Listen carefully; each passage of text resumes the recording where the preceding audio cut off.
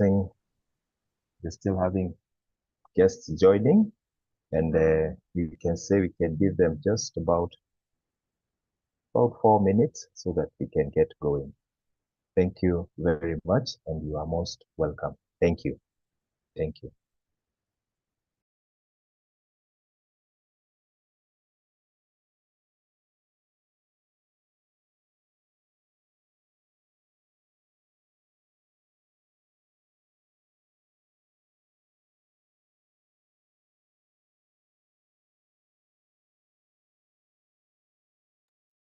Dr. Ruko, maybe say something. Can you hear us?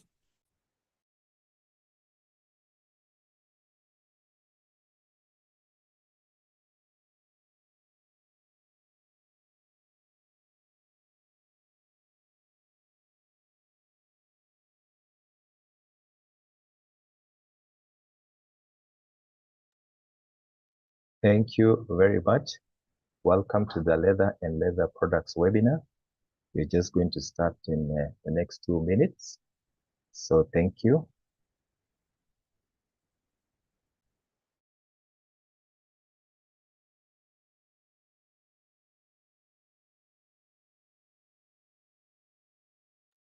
Thank you for keeping time.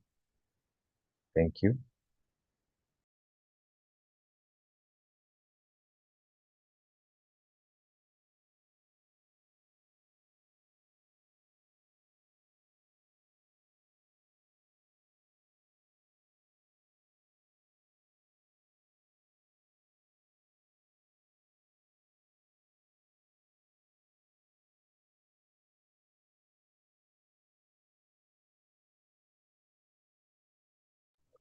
Thank you for joining. I'm seeing so many friends have joined: Alice, Ancole, Biker, Emmanuel, Glory, Helen, Henry, welcome. Paris, welcome. Kamaldeep, thank you. Morris Nzuki, thank you very much. So ladies and gentlemen, it's welcome to the Leather and Leather Products webinar. My name is Charles Tumbo, and we wish now to start this webinar, and kindly put up the program so that I can take you through the program.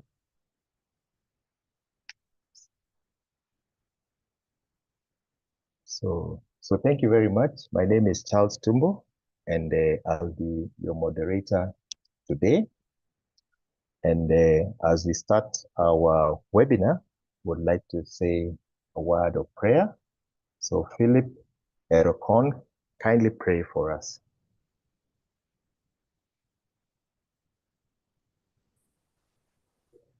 Good morning. My name is Philip Erkon from Kenya Export Promotion and Branding Agency. Thank you for this chance. We can now pray. Okay. Heavenly Father, thank you so much for the gift of life and another amazing day that you have given us. Today, we come before you with heart full of gratitude for this opportunity to gather and discuss ways to strengthen the leather product sector in Kenya.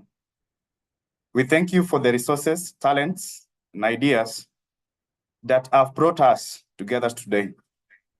Bless every participant, speaker, facilitator, and guide our discussions so they are fruitful, insightful, pave the way for the growth and transformation in this industry. May your wisdom lead us toward solutions that will benefit our nation and its people. In Jesus' name, we pray. Amen. Thank you very much, Philip. And thank you, and you're welcome, all of you, to this important leather and leather thematic presentation. So I would like to take you through the program. We'll have the opening remarks, which will be provided by Mr. Austin Macheso, and Austin Macheso is representing the Chief Executive. Then thereafter, we'll go through now the concept of the leather value chain, which will be presented by Rebecca Mpae. And then we go into issues related to policy, the role of policy and regulation in supporting Kenya's leather sector. And this will be presented by Dr. Richard Oruko. Thank you for that. Then also we have a leather expert, Mr. Charles Ndongo, who will be talking about harmonizing leather production activities from a semi-processed export-driven sector to finished leather products. Karibu sana. We are also with the private sector, and that is Mr. Abel Kamau from Kenya Association of Manufacturers, who will be talking about enhancing competitiveness in Kenya's leather industry, addressing production and challenges. Then we also have another guru in the leather sector, Mrs. Beatrice Mwasi, who will be talking about enhancing market access of Kenya leather products in regional and international export markets. Ladies and gentlemen, these will be our speakers. We'll give them time to speak, and then we'll have questions and answers preliminary session after all of them have spoken. So I would also urge you to also write your questions and your suggestions in the chat box. So at this time, we are able to answer all the questions. Then thereafter, it's very important to know the way forward and interventions, and Kepropa will take up that. We're led by Kelvin Kai, and then we'll have our closing remarks and vote of thanks.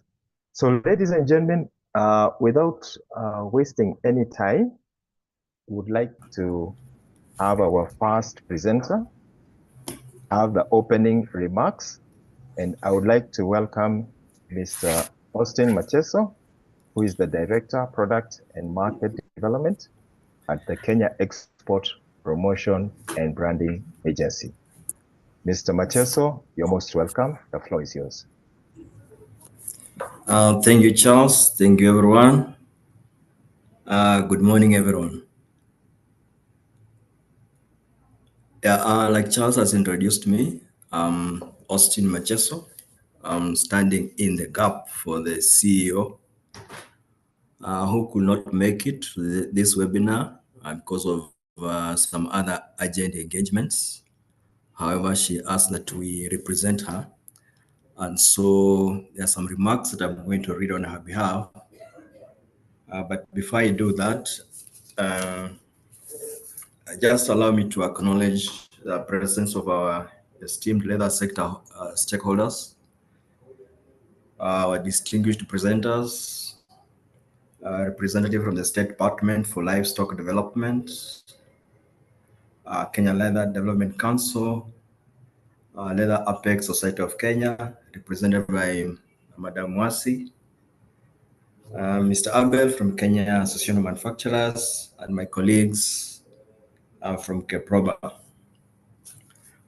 You will all agree with me that leather is not just any commodity product. It ranks among, I guess, the 25 most traded products in the world, whose current global market size is about $129 billion. And this surpasses the combined value of the coffee, meat, sugar, rice, and other commodities.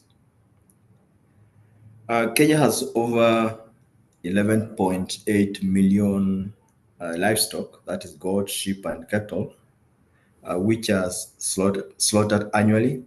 That is according to the Kenya Economic Survey report of 2024. So you can see that the potential to transform these from resources into luxurious leather products that rivals the world's finest source market, Italy, is very, very immense. During the 70s and 80s, the leather sector was among the 5 top most foreign exchange earners for this country, where the country's demand for footwear, which is about 80%, was basically met locally. So through recognition of this potential, the government, through the bottom-up economic transformation agenda, better known as BETA, aims to create about 100,000 jobs and to increase wealth in the sector from 15 billion shillings to around 20 billion shillings by 2027. However, achieving these ambitious goals requires players to address the inherent challenges that currently hinder the sector's growth. And these are some of the issues which I believe are going to be canvassed or be the center of focus during this webinar. So let me not preempt that conversation at this point in time. However, we are alive to the fact that the jobs in the leather value chain contracted by about 19%. That's according to the statistics we got from the economic survey report. So this highlights that need for increased efforts to help us realize the goal of creating the 100,000 jobs. Now, the government's commitments to the leather industry are quite evident through various initiatives. And I believe these are some of the issues that are going to be elaborated by various speakers, especially from the government side, who will be making their presentations later in this session. So countries like Kenya that need to expand this sector, perhaps we also need to benchmark with the likes of Italy that thrives on a robust value chain, meticulous craftsmanship, and innovative techniques. Yeah, you're aware that famous designer brands like Gucci, Prada, Louis Vuitton, and the like source their leather from Italy, tanneries. So as a country, we need to put our work together so that we can start attracting world-renowned brands, maybe the likes of Hush Puppies, Clarks, etc., to also start contract manufacturing programs in Kenya. Now, with that said, allow me now to read our CEO's remarks before I can hand over the session back to the moderator.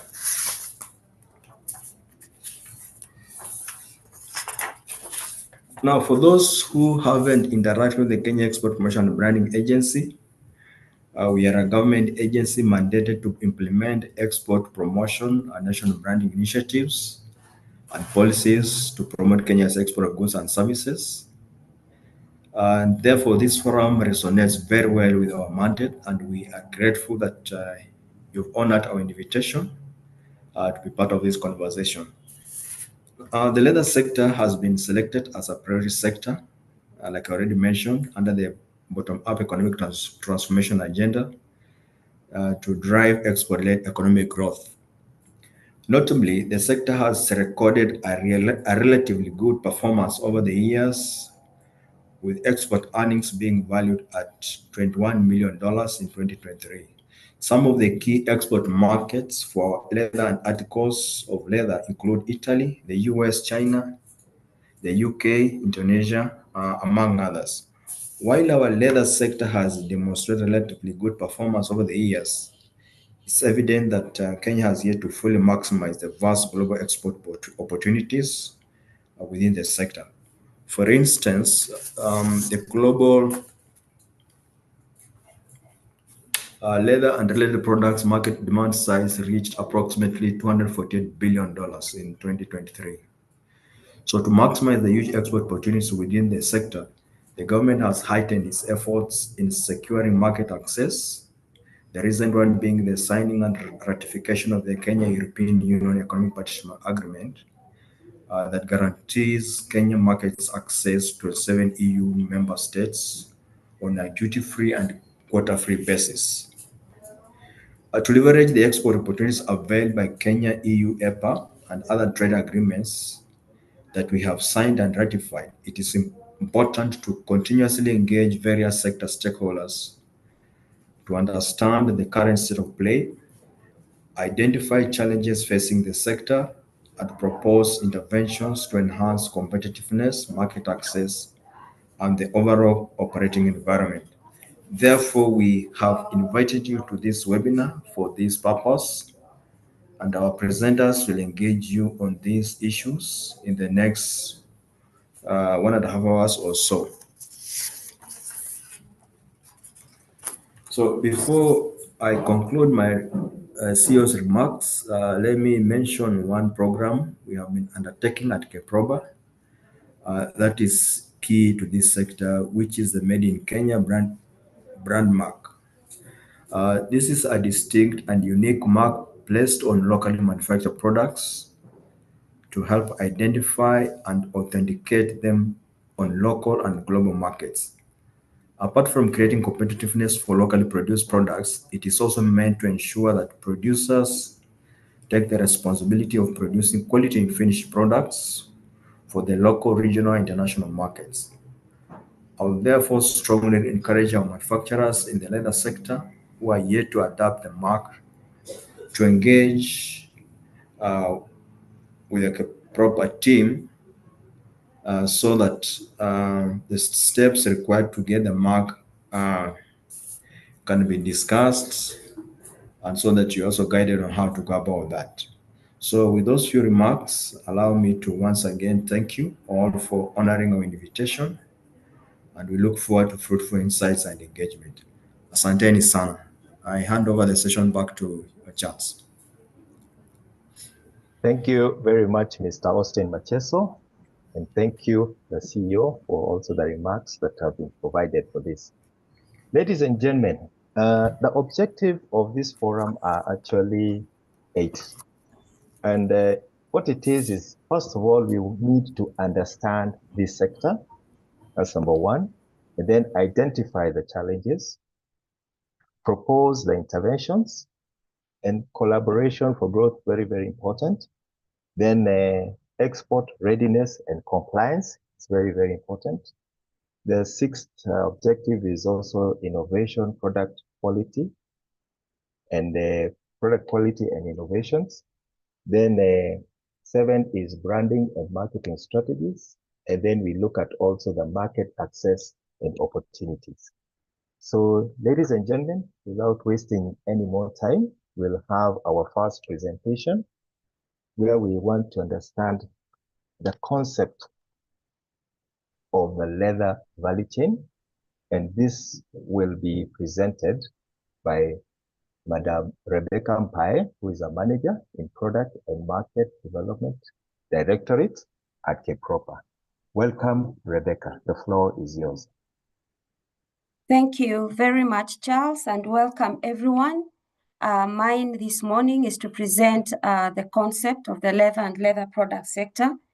KEPROBA conducted a desktop research on the leather and leather products industry with the aim of understanding the sector in terms of the market trends, the competitiveness, the market opportunities, and proposed interventions to stimulate export growth for the leather and leather products value chain, and of course to align it to the better approach and develop strategies for the sector's development and promotion.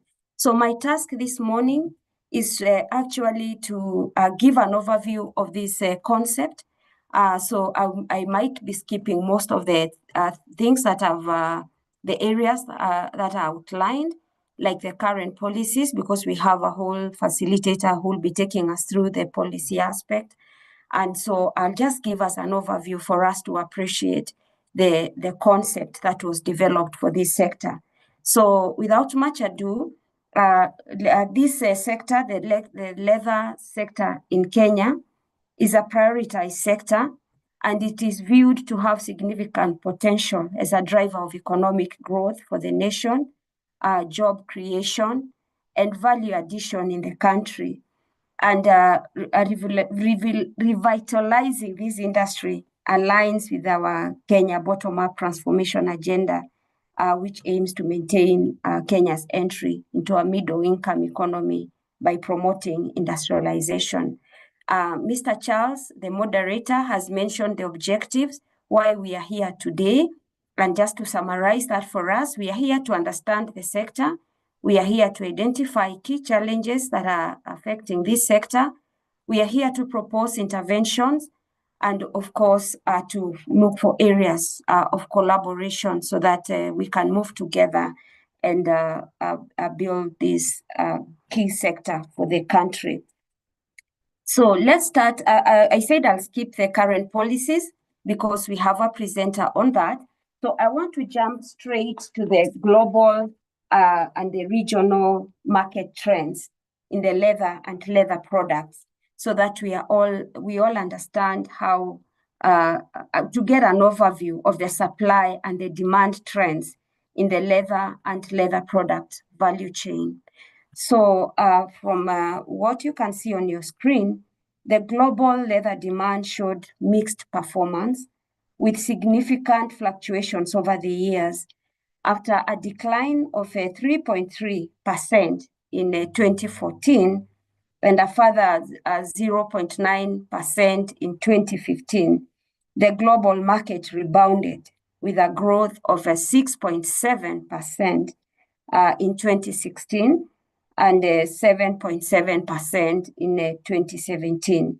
However, we noticed a minor slowdown in 2018 and with a 1.6 growth, followed by a sharp contraction of 16.5% in 2019, largely due to global challenges, including the effects of the COVID-19 pandemic. And a strong recovery was observed in 2020 with a 17.9% growth rate, maintaining the same pace in 2021. Despite this recovery, global demand slightly declined by 5.2% in 2022 and 2023. We will also notice that in Africa, the demand also showed volatility. The market grew by about 4.4%. So that is the global demand on leather products. As you can see, the importers of these products, and in 2023, for leather and leather products was valued at $248.3 billion. And the lead markets with the highest demand, as you can see from your screens, from my screen, the highest demand include the USA with USD 40.5 billion, Germany 17.3 billion in US dollars, France 15 billion, Italy 13.1, and China 12.7 billion. These are in the 5 top category. So USA has dominated as the leading destination market globally in that reviewed period, that is between 2019 and 2023. So I want to take us quickly for us to appreciate the trends in Africa for leather and leather products. And after Africa, we will be looking at the Kenya's context. So for African nations, including Kenya, we are essentially exporters of wet blue leather, hides, and skin, and we have very low production capacity on the leather finished products compared to other international markets. So from the trends on Africa's leather and leather products, which is what is on the screen right now, even though Africa supply and demand of leather and leather products shows an upward trend in the recent years and recovery from the COVID-19 pandemic in 2020. As I said, we are a net importer of leather and leather products. So the average value of leather exports from Africa between 2014 and 2023 was approximately 1.54 billion. Reflecting an overall negative export growth trend of 1.3%. So you can see the blue is what Africa imports, and the orange is what we export. So you can see we import more than what we export. Going on, I want to look at the implication for Africa, the regional market for leather and leather products. And we are saying that, just a minute, let me just minimize something on my screen. We are saying African nations, including Kenya, we are essentially exporters of wet blue leather, hides and skins, and their environmental measures in line with the EU regulations that are restricting most of our exports, and that is why we are not major exporters. And we will be looking at the emerging imbalance between supply and demand of leather and leather products. So Ethiopia, in Africa, because we are still appreciating Africa, the top 3 livestock holders in Africa, that is Ethiopia, Sudan, and gladly Kenya comes in as the 3rd top livestock holder in Africa.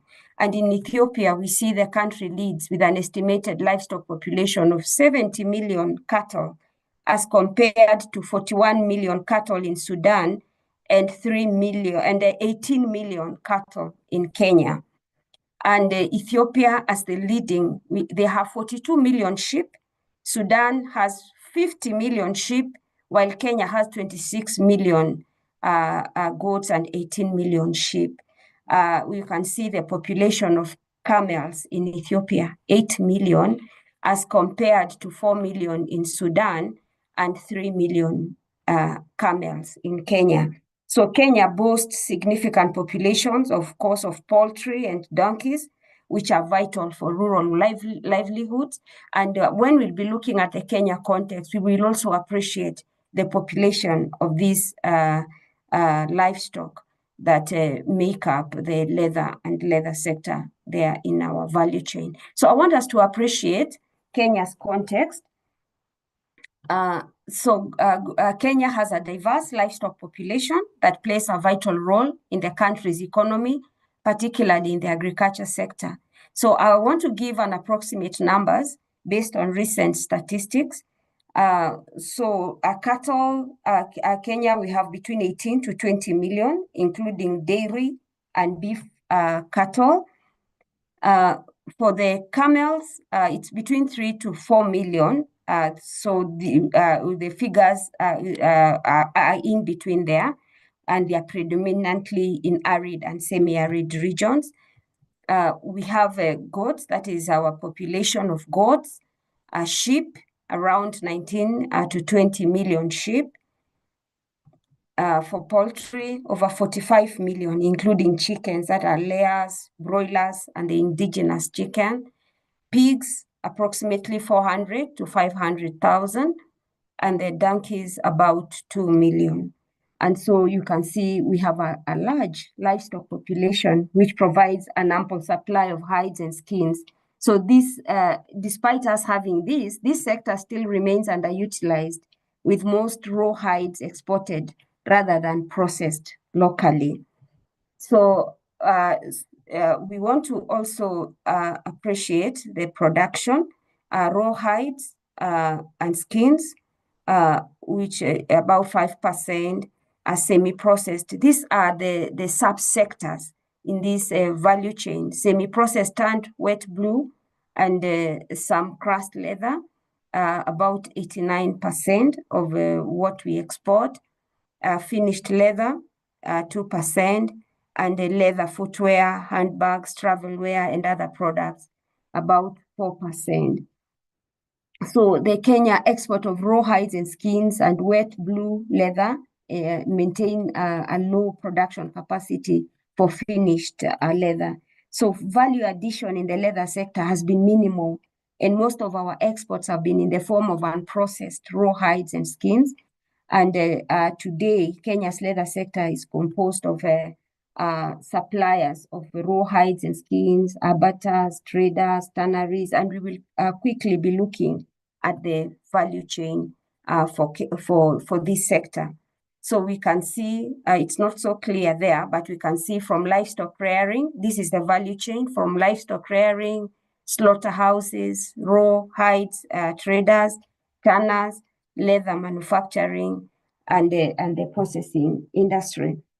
So I think that this next one shows a simplified leather industry value chains from the animal herders to the abattoirs, to tanneries, leather good producers, the market, and the consumers. So that is a simplified leather industry value chain for our appreciation.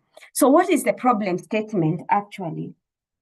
The problem statement in this sector originates from the poor animal husbandry practices, which result in low quality hides and skins due to diseases, branding animal skin, and scratches. So there is low awareness of the value of hides and skins among general population. And also there is a lack of skilled artisans and training programs.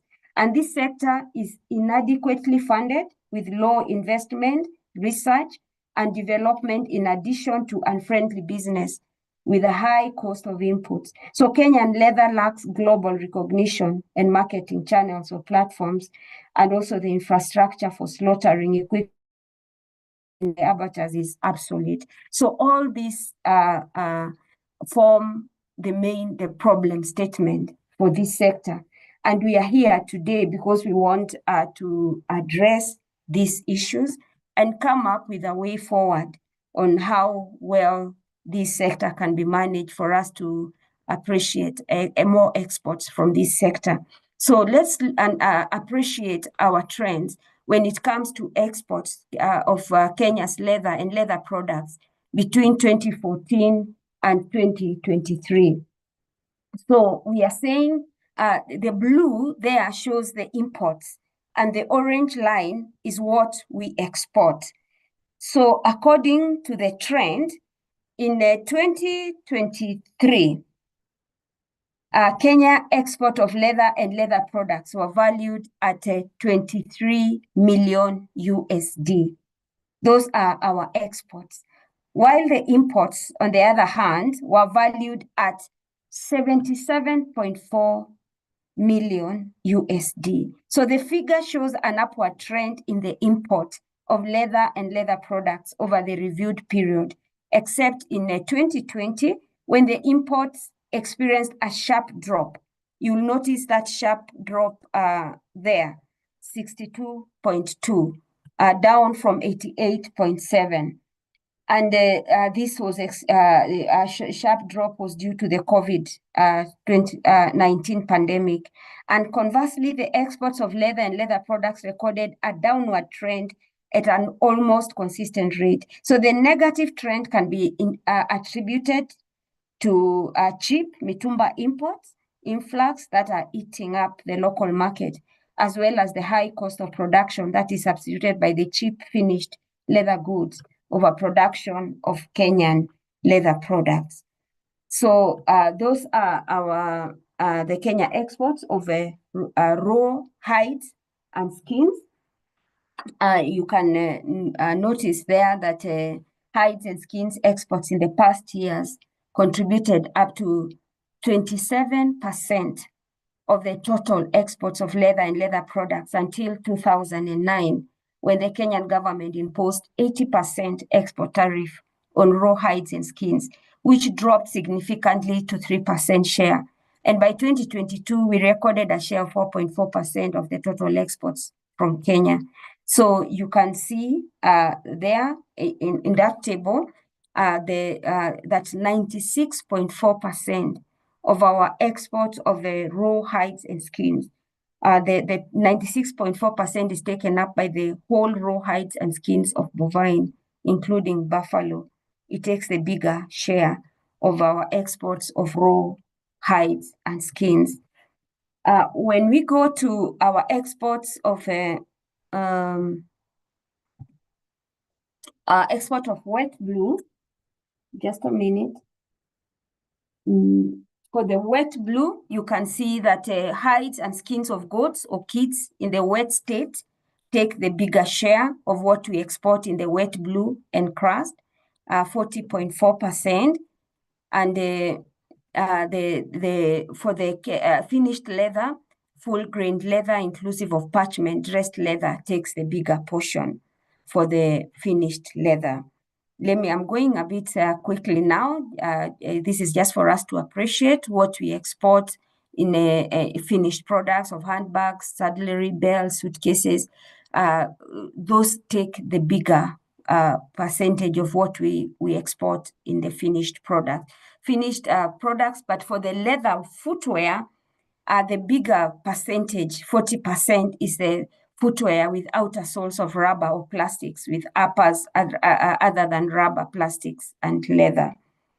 So let's appreciate our exports between 2019 and 2023. Let me just take you through very, very quickly. So between 2019 and 2023, the overall value of exports of leather and leather products exhibited fluctuations, but some categories showed resilience. We can see the blue is the hides and skins, the orange is the wet blue and crust, the gray is the finished leather, and the yellow is the finished leather products. So exports of raw hides and skins increased at an average annual growth rate of 14.3%, rising from USD 1488,000 in 2019 to 2,552 in 2023. So you can see the wet blue and crust leather exports, the finished leather, and the footwear. We will be sharing these presentations. So in the interest of time, because we also need to give the other presenters time, I need to move quickly to the other sectors. So this is what you can see right now. This is the situation right now, our share contribution of leather in 2023. So wet blue and crust take up the biggest chunk, 73.1%. Finished leather and leather products, 14.8% of our exports, while hides and skins is 12.1%. So we can say that the industry made major strides to move from export of raw hides and skin to wet blue and crust. And this is encouraging, but we want to talk more of the finished products, value addition. So the structure of the leather sector, it comprises of both the informal and the formal sector, where we have the Kariokor market taking up an estimated 80% of our MSMEs there and in the informal sector. And of course, we have Alfarama, which is Kenya's largest and most advanced tannery. And that is the structure of the Kariokor market. We have up to 2 to 3 tanneries, 10 to 15 leather middlemen and other component middlemen, over 200 footwear and leather good producers, and the leather product retail store. So those are our key subsectors. We have already mentioned that, so I don't need to take much time there. Let me quickly go to our market linkages and our CEO's speech that was read by Mr. Austin. He also intimated on the markets for our products. So those are our markets for the raw hides and skins. The markets you can see there. These are our markets for wet blue or crust. All those markets there, we will be sharing this presentation. These are our markets for finished leather. They are there. And the market, we have market opportunities for this sector. So when I know Beatrice will be talking much about the CFTA market and the market opportunities we have in COMESA, which will give us an estimated 1.8 billion potential consumers. So I don't need to go into that. And of course, also the AGOA, which gives us duty-free access to the USA market. So we have a number of market opportunities also in the informal sector. And when we put all these things together, it will increase our export revenue to 75 billion. So those are the challenges in the sector. I can see there is a bit of network issues, but I hope you can hear me. Can you hear me? Yes, proceed. You're doing very well. Thank you. Yes, so thank you very much. I think my network is acting up, but those are the challenges in the sector. Wastage of raw materials, decline in tannery operations, all those are challenges that we need to address as the stakeholders in this sector for us to be able to move our sector forward. So we have come up as KEPROBA with proposed strategies and interventions for the leather sector. There are those that can be spearheaded by KEPROBA, like facilitation of regional and international exhibitions, market research, implementation of the Buy Kenya, Build Kenya policies and the product design and development program, and capacity building.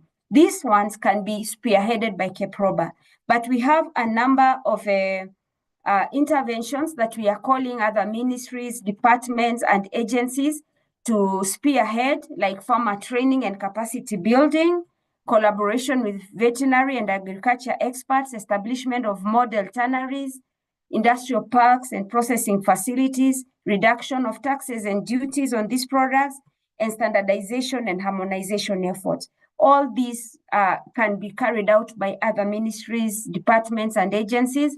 And working with KEPROBA, we will be able to come together and move our sector forward. So we are tracking and evaluating what we are doing for each sector, not only the leather sector.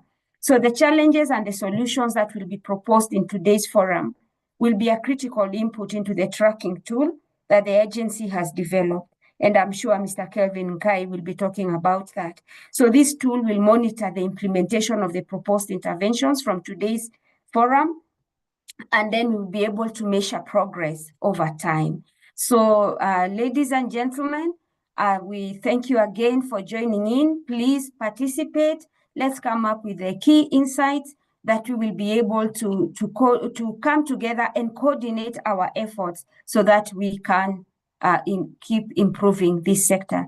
Thank you very much for your time, and thank you, Mr. Charles Tumbo. Thank you very much for an excellent presentation. We learned a lot in the whole leather sector, the issues that are affecting leather, and we really appreciate. Ladies and gentlemen, we'll share all these presentations after the webinar. It's also important to tell you that we are live on YouTube. And now, without wasting any time, because this is really interesting, now we have Dr. Richard Oruko from the State Department of Livestock Development, who will talk about the role of policy and regulation in supporting Kenya's leather sector. So, ladies and gentlemen, we'll give you time for questions and answers, but if you have anything, you can also put in the chat so that we can be able to answer during the question and preliminary session. So we welcome Dr. Richard Oruko. Karibu sana, the floor is yours. Good morning. Are you able to hear me? Loud and clear. Proceed. Yeah. Put on slide. Yeah, put on slide mode. Yes. Put on slide mode. Yeah. I requested Kamau to do it for me because I was having challenge. So he will help me go through my slides. Eh?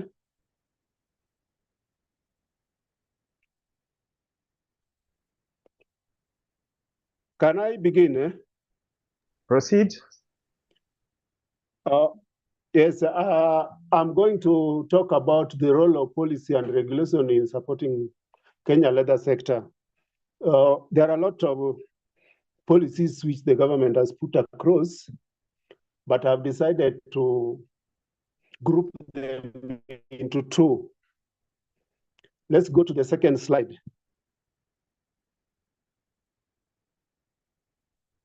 Some policies will call promotional policies, and the other ones will be regulatory policies.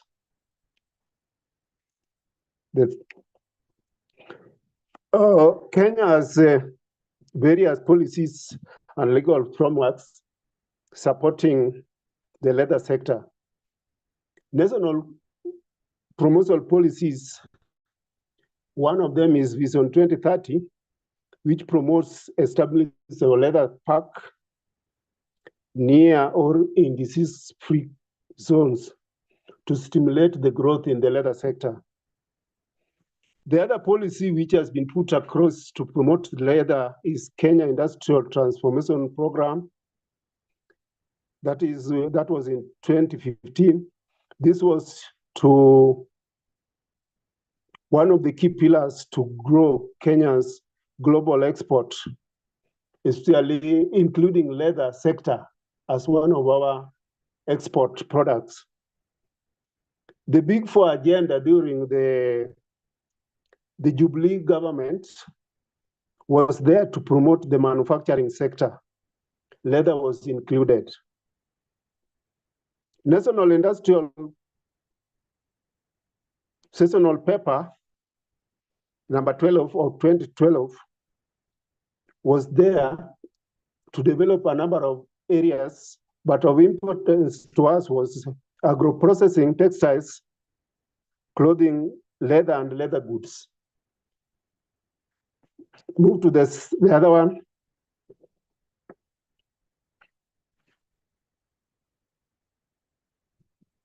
The other policies which the government has put in place to promote this sector was agricultural sector transformation growth strategy. This one was there to promote agro-processing hubs in Kenya. Bottom-up economic transformation agenda, which is currently in force, is promoting the setup of leather industry clusters.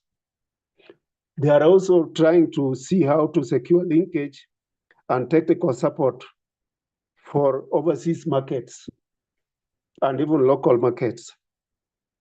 We have hides and skin and leather development strategy or policy, which was rolled out yesterday, which is now like the green blueprint for the leather industry. This will help in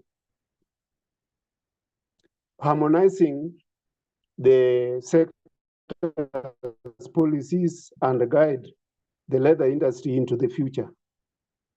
Hides and skin development strategy, which is a policy document for the Department of Leather in the Directorate of Veterinary Services, is there to guide this department in its activities in relation to leather. We have Kenya Leather Development Council Strategic Plan, which is there to drive the growth and development of the leather industry for socio-economic transformation. The other one, agricultural sector transformation growth strategy, is also there to promote the department. No, let's move again.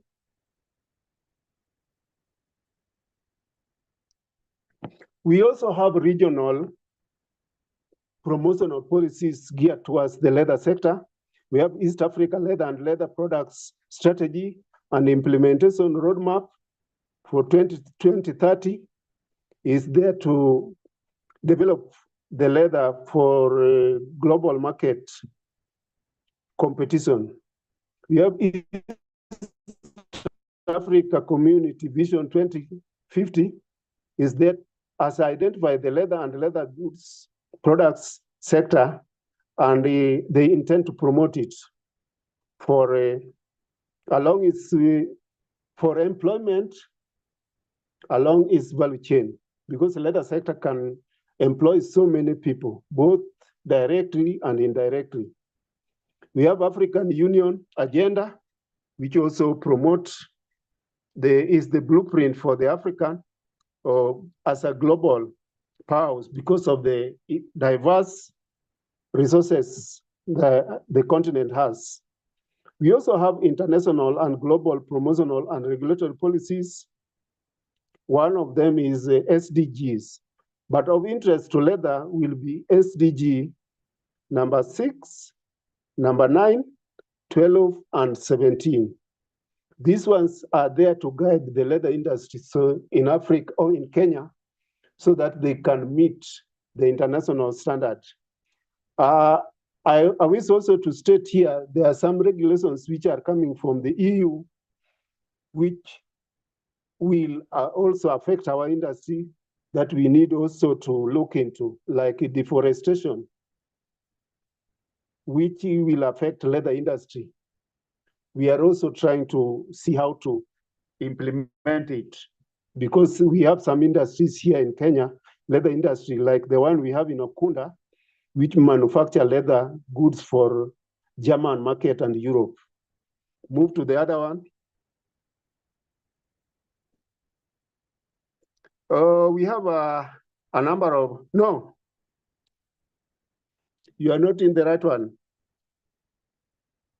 We should be going to the regulations. Move on. Yeah. So we have a number of regulations which guides the industry.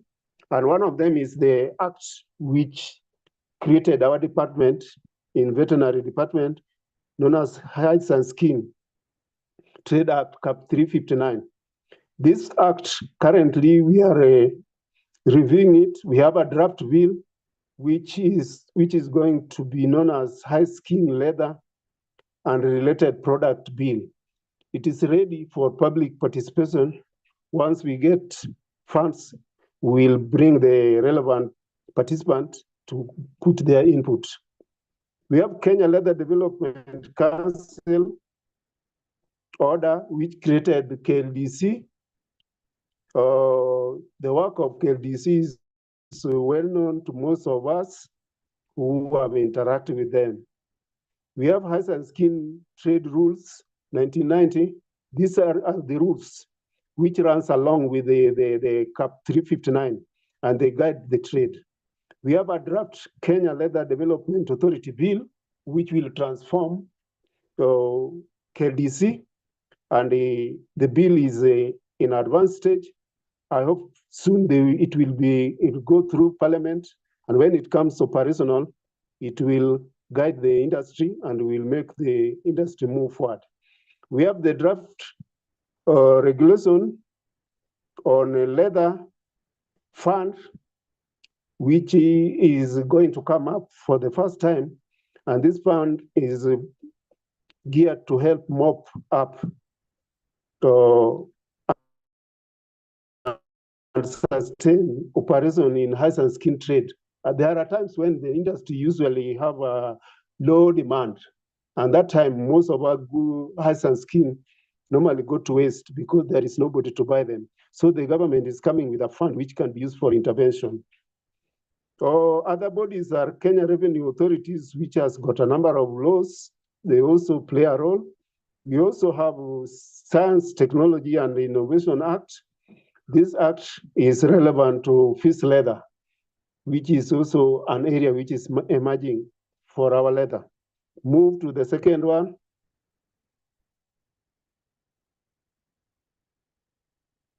Can you move again? Yes, other laws are Micro and Small Enterprise Act, which address issues of MSE, which are very common among leather utilizers in Kenya, and the government is trying to promote their work through that act. We have cooperative, which promotes savings among leather hides and skin traders. We have KEBS, which deals with ISO standards and compliance for international trade. We have Agricultural and Food Authority Act, which establishes coastal disease-free zone, which will guide our export of meat and leather products to the international market. We have EMCA, where NEMA comes in with the guidance of EIA and EA for our leather industry to observe proper regulation for protecting our environment. We have Occupational Health and Safety Act under Ministry of Labor. This one has a code of practice for the leather sector, which is relevant for our industry.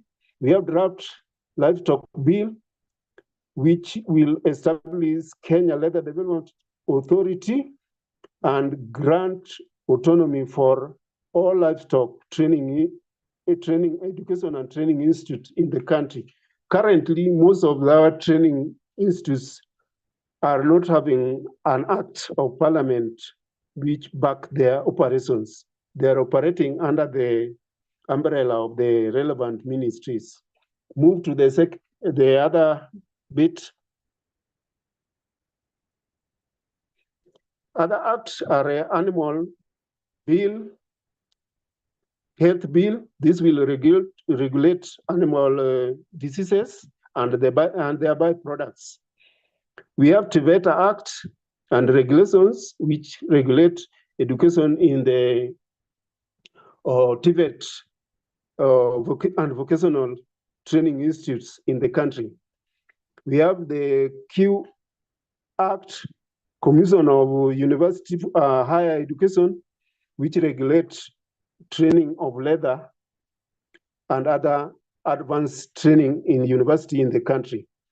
We have KEPROBA, which deals with which promotes branding and export of our products, one of them being leather. We have Public Health Act, which deals with the hygiene and sanitation of our leather premises. We have the labor, which promotes collective bargaining for leather workers. We have the Employment Act, which guides the employment of workers, skilled workers in the leather industry. The other one, move again. Then there are other acts which I didn't include, but I wish to mention them here. We have another act known as ANITRAC. This one is animal and their products traceability. This regulation is in advanced stage, and currently the department is trying to secure the tracking equipment which will help us to track animals and their products for the international market. KIRDI is also there to help us do research in leather. And we have Clean Center, which promote clean and best practices in tanning industry. The challenges which are there for this act are that most of them are managed sectorially, which means there is no central coordination and collaboration for each and every sector. So each and every policy is implemented in silo.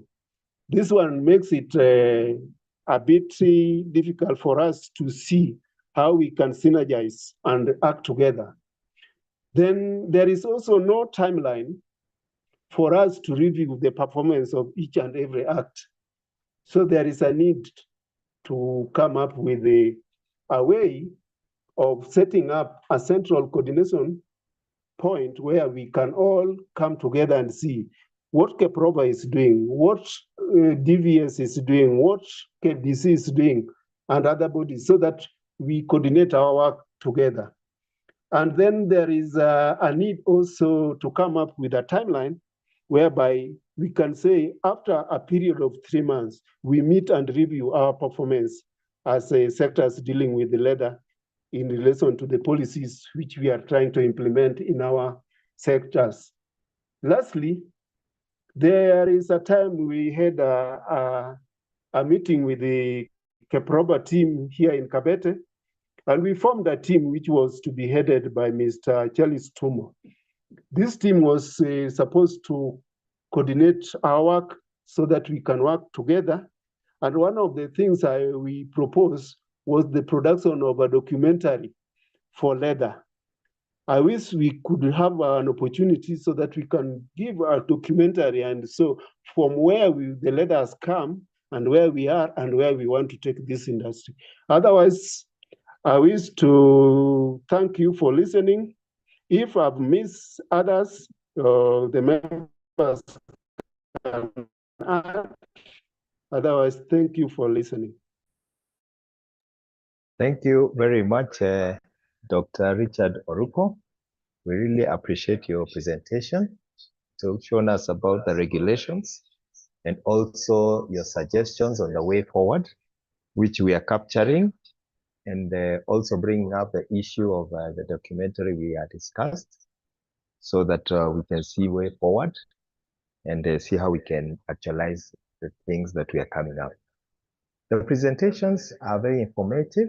We are really learning a lot. And you can see there are various stakeholders in this sector. And therefore, there's need for us to work together, just as you said. So we have a collective center where we can bring it all these things and address all the issues in the value chain. So ladies and gentlemen, it's time to harmonize the leather production activities from a semi-processed export-driven sector to finished leather products. And we have an expert with us in leather, Mr. Charles Ndungu. So Mr. Charles Ndungu, I welcome you to give your presentation. Karibu sana, Bwana Charles Ndungu. Thank you. Good morning, everyone. I'm Ndungu. I would want to first start by, I'm not representing KODC. I'm just representing an expert opinion on the other sector. I've left KODC that currently I'm working on my own. So my views are not from the KODC as an institution. Unfortunately, I got your invitation quite late, so I don't have a presentation. But I would want to discuss the harmonization by first of all understanding what are these activities that we want to harmonize. So we are going to discuss them in 3 phases. The first one will be, we look at the production activities.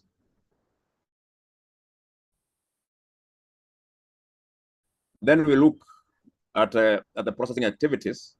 Then the manufacturing activities, and lastly, we have probably have a small direct look at the market, although there's somebody who will be doing the market issues. So I think the first thing is, as we try to harmonize these activities, we have to accept and acknowledge that we can only harmonize. The first thing is, can we be able to define what is it that we want to achieve in the other sector? Apart from talking about the jobs and the exports, we need to have, first of all, to understand exactly what is it that we want to harmonize.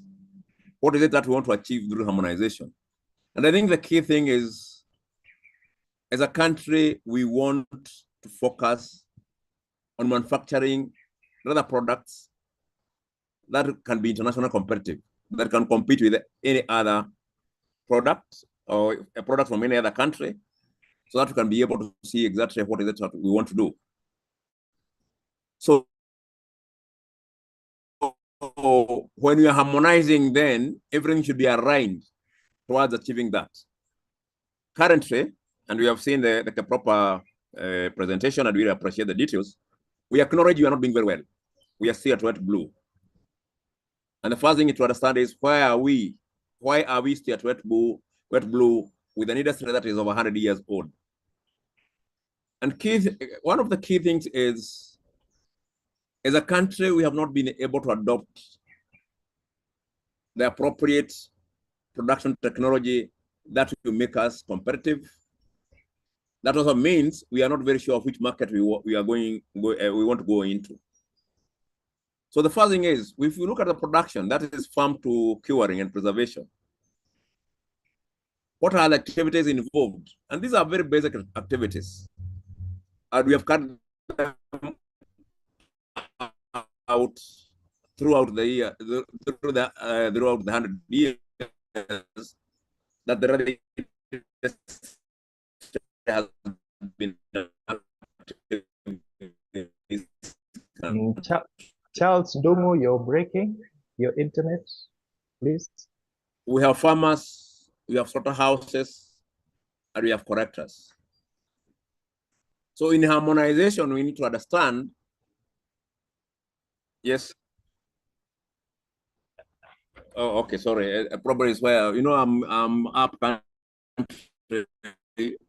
I hope I'll be able to sustain the internet connectivity. Yeah. Thank you. Can you hear me now? Hi? Can you hear me? Okay, proceed. Now we can hear. Proceed. Hello? Hello? Proceed. Proceed. We can hear you Can I go now. on? Can you hear me? Yes, we can hear you. Proceed. Okay. So I was saying, when you look at the production stage, the issue of the farm. Okay, you can hear me. Okay. So I'm saying that I want to look at that harmonization in 4 stages. So in the first stage, that is production. The activities that is from the farm to slaughterhouse and to preservation. And I've said this is something that we have done over the years. It is something probably most people know how to do it, but we are still not doing too well. So when you look at that, we need to concentrate more of the slaughterhouse, because that is where we can have some improvement. Our farmers don't grow animals for hides. So if they were to look at the animals purposely for what they do, whether they are dairy farmers or beef farmers, we will get the hide we want.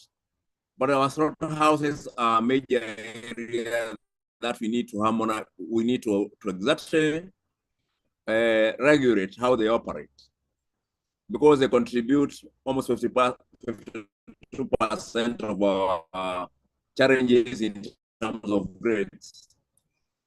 And then we have the issue of curing.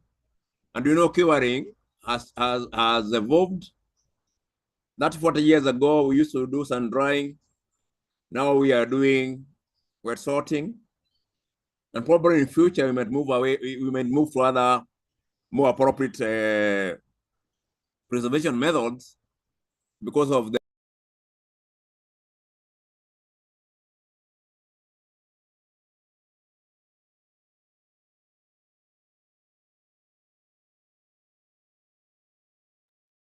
Charles, we've lost you.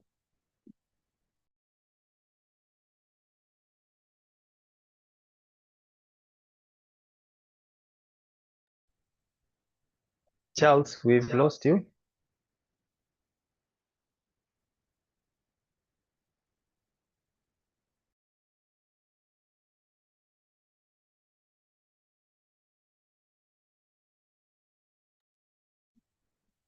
Maybe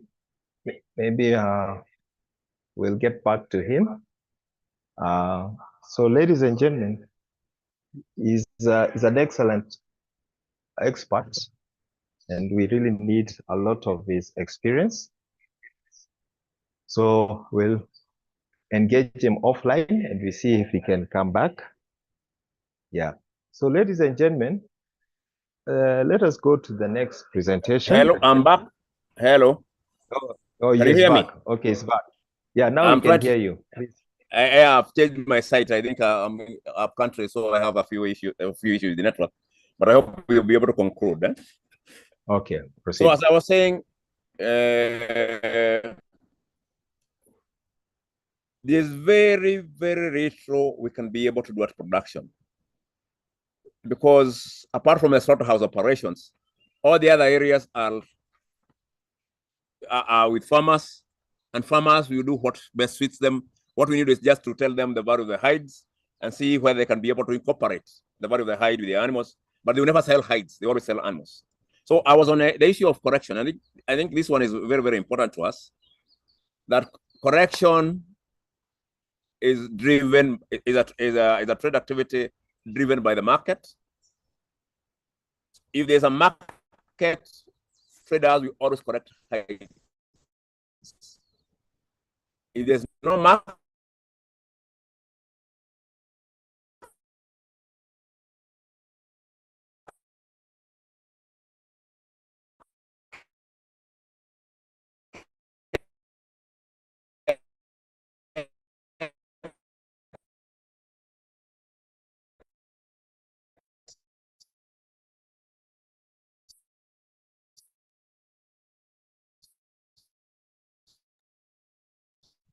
Mr. Charles, we can't hear you now.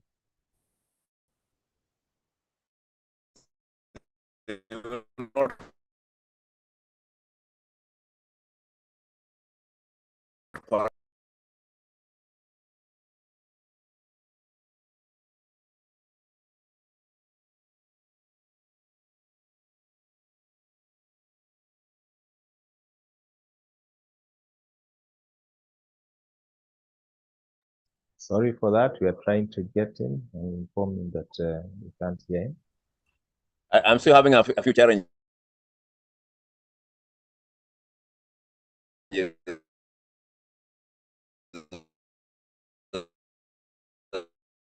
don't know.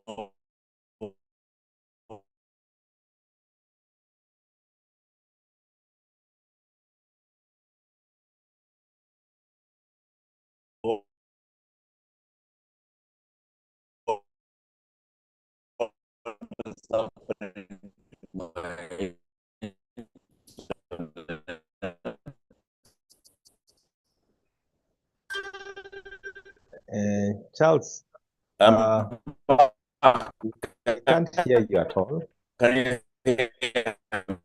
So maybe you can look for a better place, and then we can come back, and then we have still a session of a question and in the plenary. So ladies and gentlemen, we can prepare and move to the next presentation. Yes, and it's very important to listen to the private sector because they're the ones who drive the economy.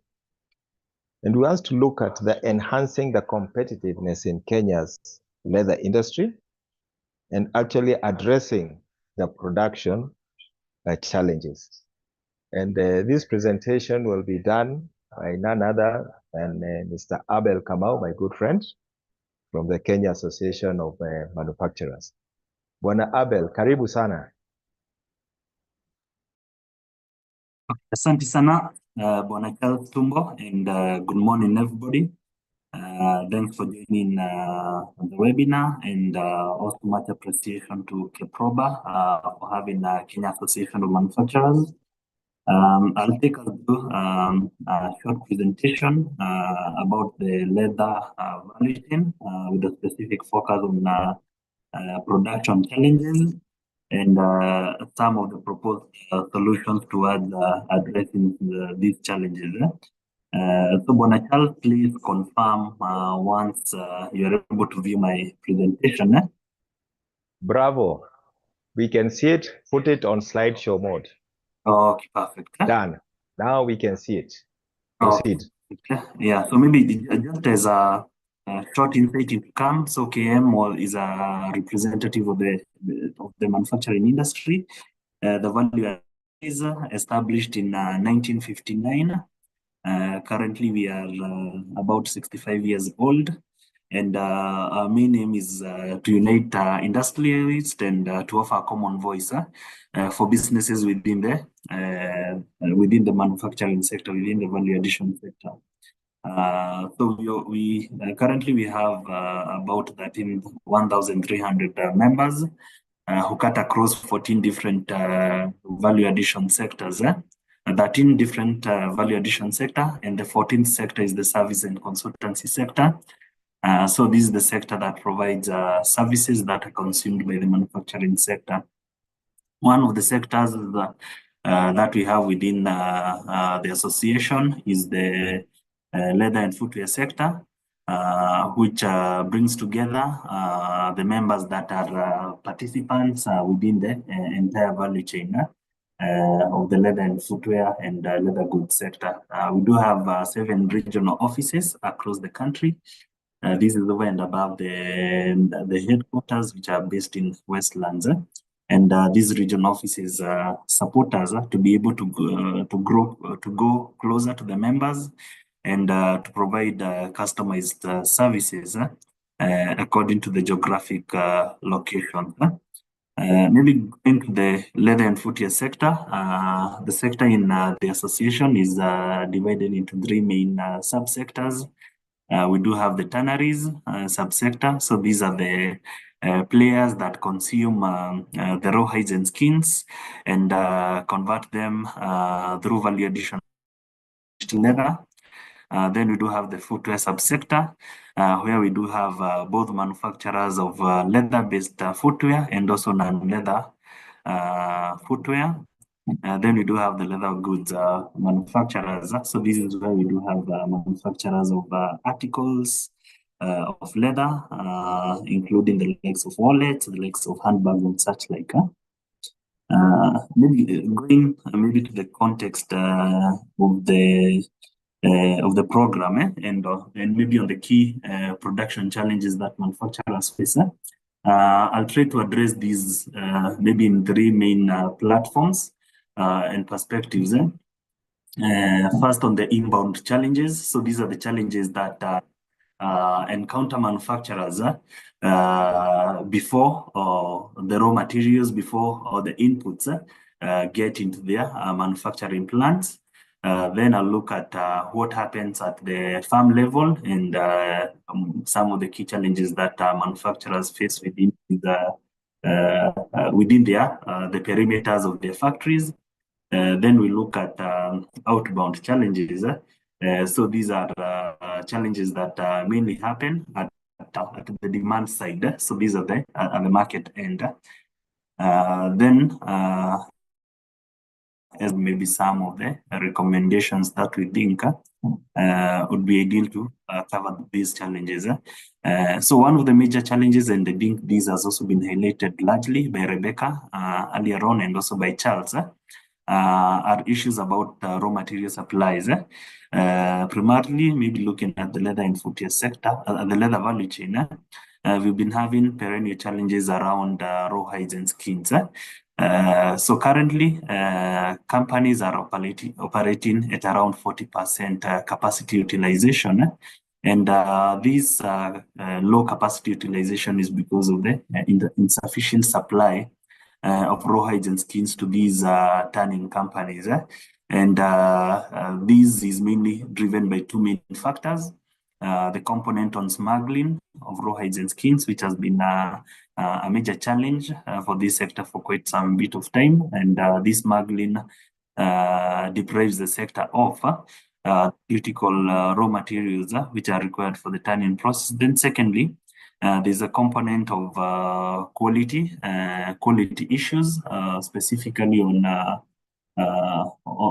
the ability of the back end, which is the agriculture sector, and also the abattoirs, provide raw hides and skins that are fit for processing and tanning purposes. Bwana Charles and also Daktari from livestock has really talked about the components around quality, and there's a need for that progressive quality assurance and quality development infrastructure spanning from the farmers to the abattoirs and also to the collectors, just to ensure that we are able to at least draw down the value that the raw hides and skins provide for these other sector, which is the leather and footwear sector. Is rightly noted by Charles. We don't find farmers who really rear animals for the purposes of producing raw hides and skins. They do rear animals for the purposes of milk. They rear animals for the purposes of meat.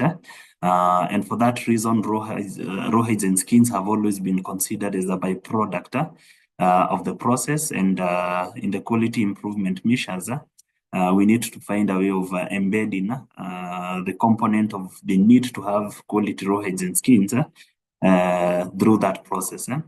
Then we do have challenges around tanning chemicals, accessories, and imported materials. So this is mainly from a cost component perspective. We've been having issues, for instance, with taxation and unpredictability around it. Maybe a case example being this year when there was an out of cycle revocation of various duty remission provisions that were provided to the leather and footwear sector that enable them to be competitive within the region. So issues around tanning chemicals have been perennial and continuously challenge the sector's competitiveness. Then the component about the common user facilities.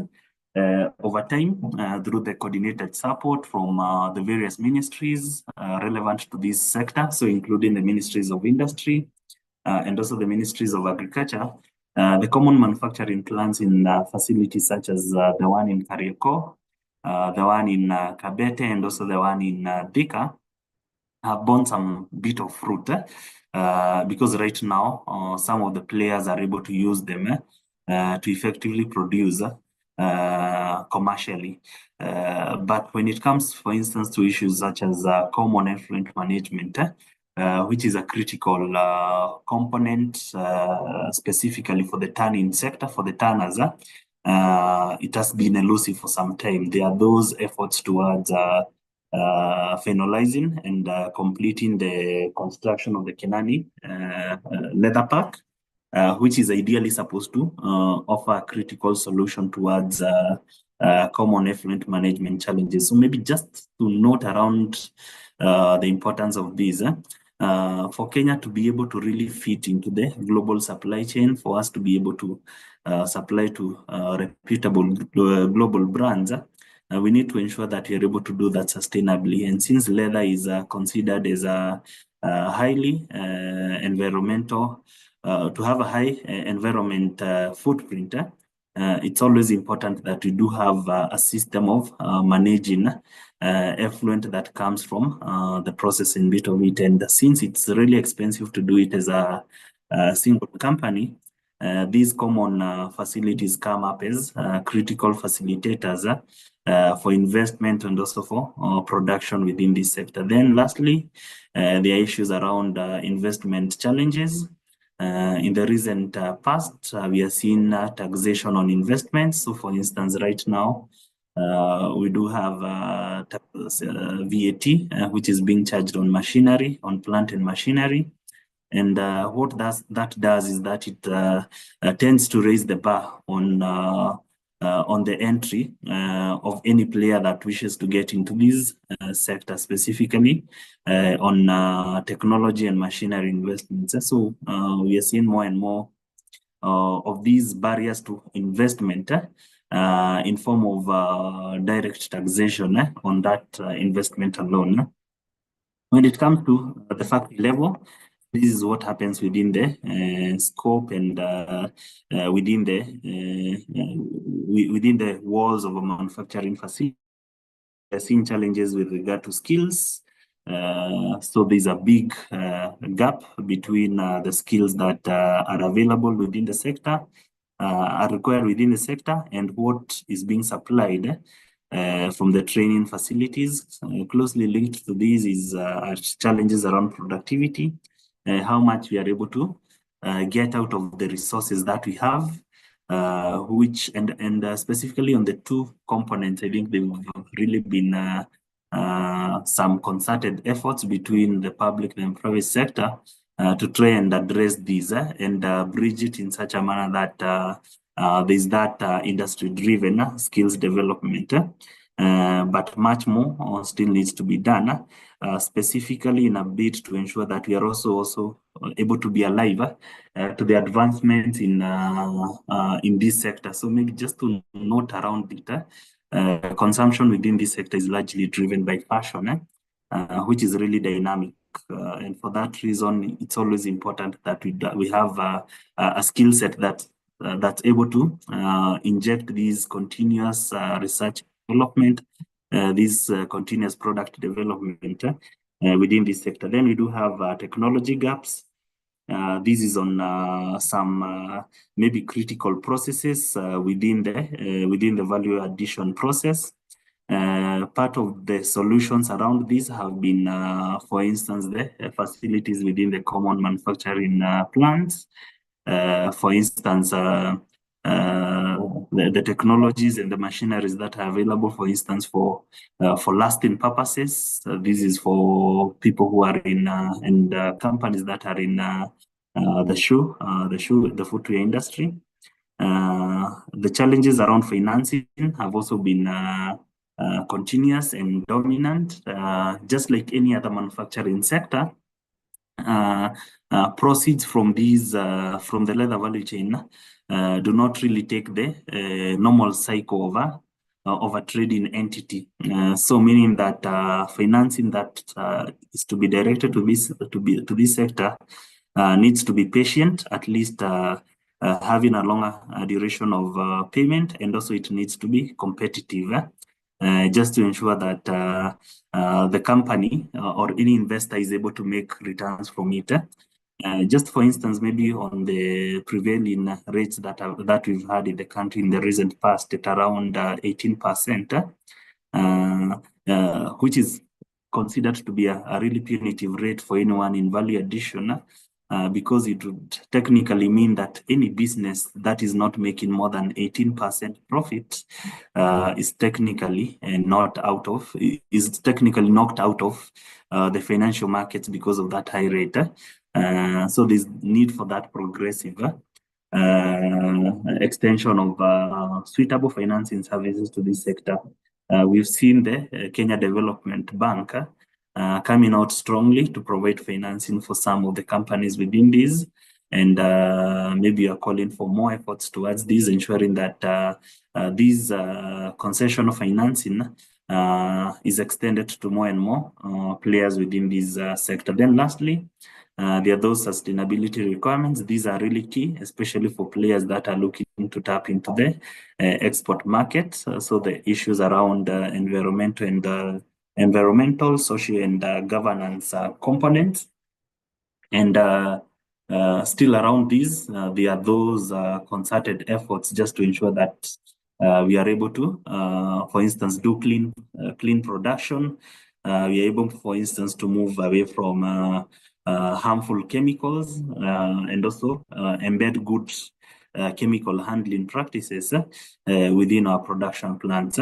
The other key component around this is cost competitiveness, which is largely driven by the unit cost of manufacture from inputs such as water. So over the recent past, we've seen a recent hike in the water prices for industrial purposes.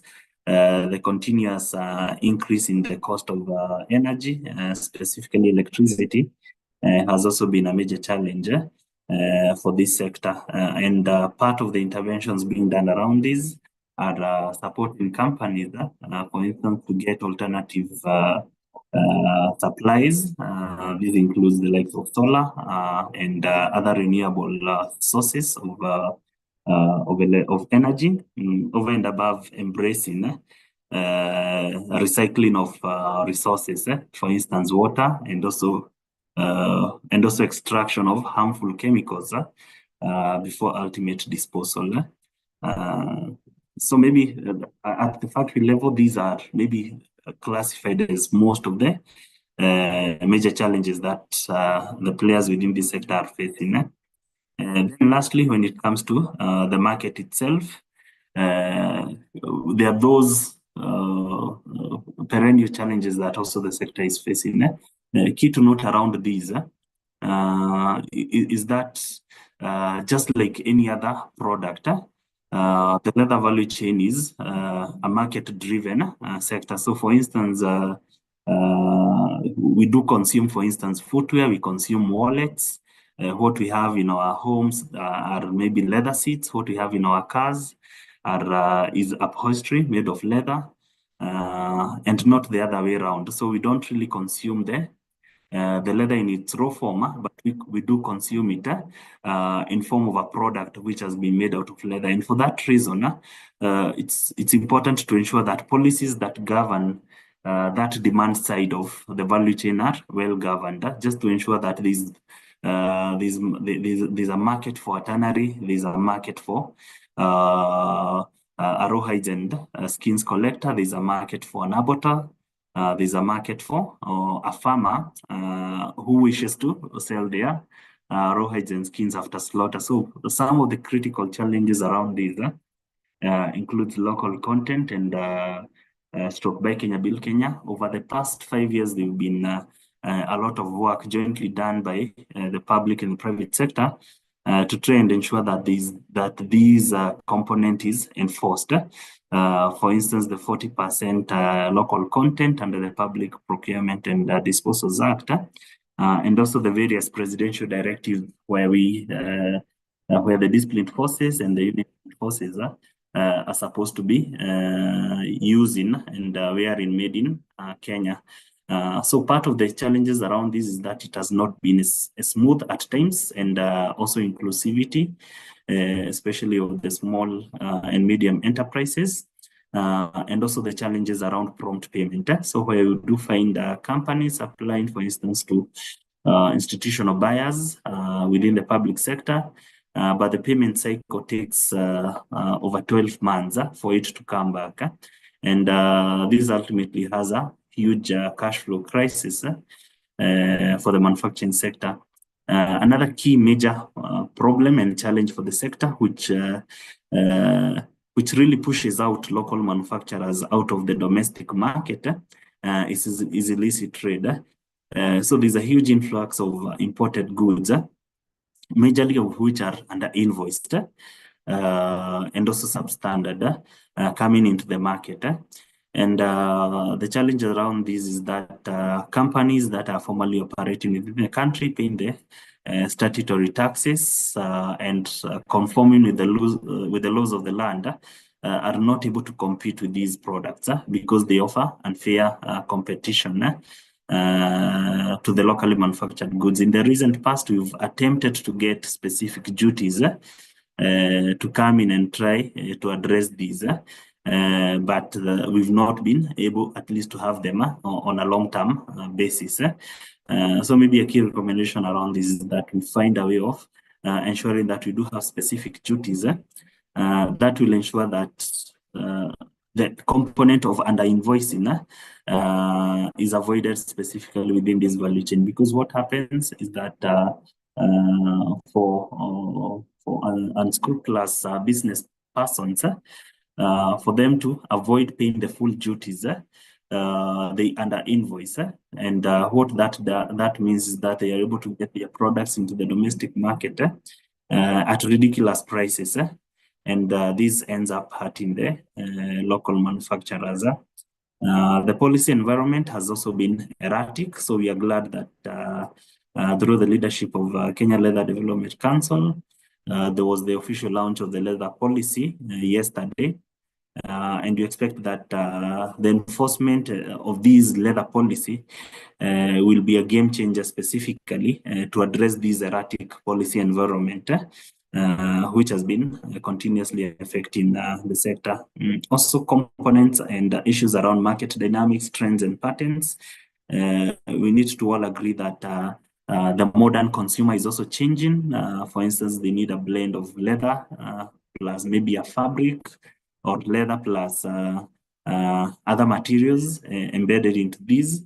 And for this reason, there's that importance to take cognizance of what the consumer on the other end requires, and ensuring that we do have a policy environment that supports the industry to be able to meet the needs of the buyers on the other end. Also closely linked to this is the need to also have that continuous product development at factory level to ensure that we are able to meet these market demands, trends, and patterns based on the consumption needs. With regard to market access out of the national borders, there have been several NTBs and TBTs reported, specifically in the regional markets, where these continuous, the need for this continuous resolution of these non-tariff barriers and technical barriers to trade needs to continuously happen. I think one of the good pieces of work which has been done in the recent past has been the harmonization of footwear standards within the region, because what this does is that it enables the manufacturers to use one common standard to export to transfer their goods to the EAC member states. So maybe as I draw towards the conclusion of my presentation, some of the key recommendations that maybe we are proposing from these over and above, maybe those that I have highlighted during the presentation, is this continuous capacity development of abattoirs and slaughterhouses, including incorporation of good animal husbandry practices. This is just to ensure that we have good quality of hides and skins for processing. Kenya is really reliant on imports of good quality hides and skins from the region, for instance, from Rwanda and Uganda.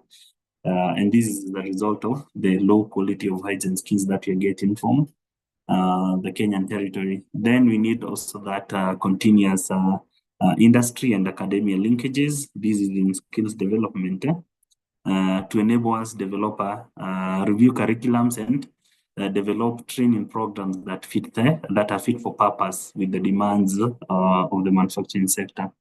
Then with regard to the tax environment, at least provide duty remissions and tax remissions on chemicals and accessories to encourage value addition within this sector. So as I noted earlier, we did have some changes, for instance, in duty, for instance, in excise tax, which covered a majority of inputs which are required by the leather and footwear sector. And there's that need for a stable policy environment with regard to the tax policy to ensure that we are able to encourage leather value addition. With regard to investments, there's a need to ensure that plant and machinery get fiscal incentives. So right now, machinery attracts a 16% VAT. If you compare with what the rest of the EAC is getting, it's coming in at 0%.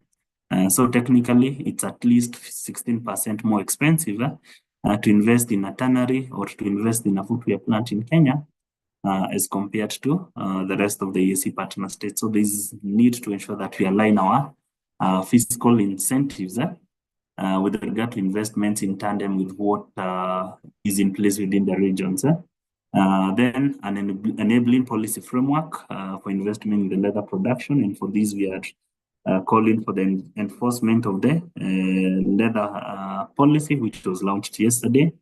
Then lastly, ensuring that we do have a market for our goods through initiatives such as Buy Kenya, Build Kenya, both for the public and for the private sector. Proba has really been vocal and has been really supportive in ensuring that we are able to achieve this. So maybe this brings me to the end of my presentation, and I wish to hand it over back to Mr. Charles Tumbo to proceed on with the program. Thank you very much, Abel, and presented very well, especially giving us the private sector perspective and what it takes for us to be competitive. So we can see the reasons why we are not competitive, because he has brought up the issues.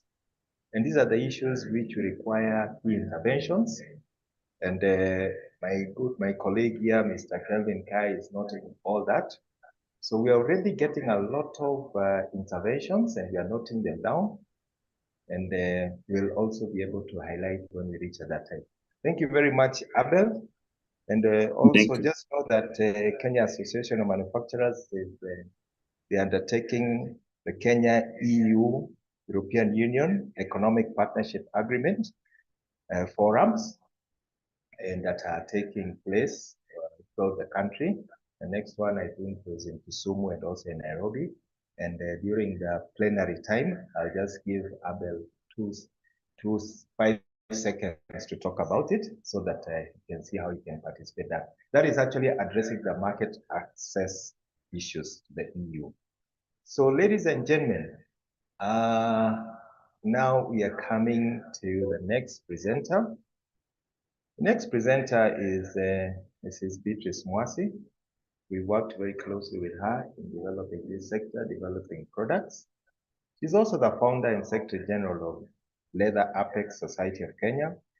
who will be talking about enhancing market access of Kenyan leather products in region and international export markets. And ladies and gentlemen, I would ask you to put in your questions. We have one question there, it will be answered. So Dr. Oruko, be prepared because people are asking. So many policies and strategies with little or no results. Do they diagnose the problems highlighted in the problem statement? Are they really implemented? That is a question that is coming up. We need more questions so that they can be addressed in that section. Beatrice, my good friend, Karibu, the floor is yours.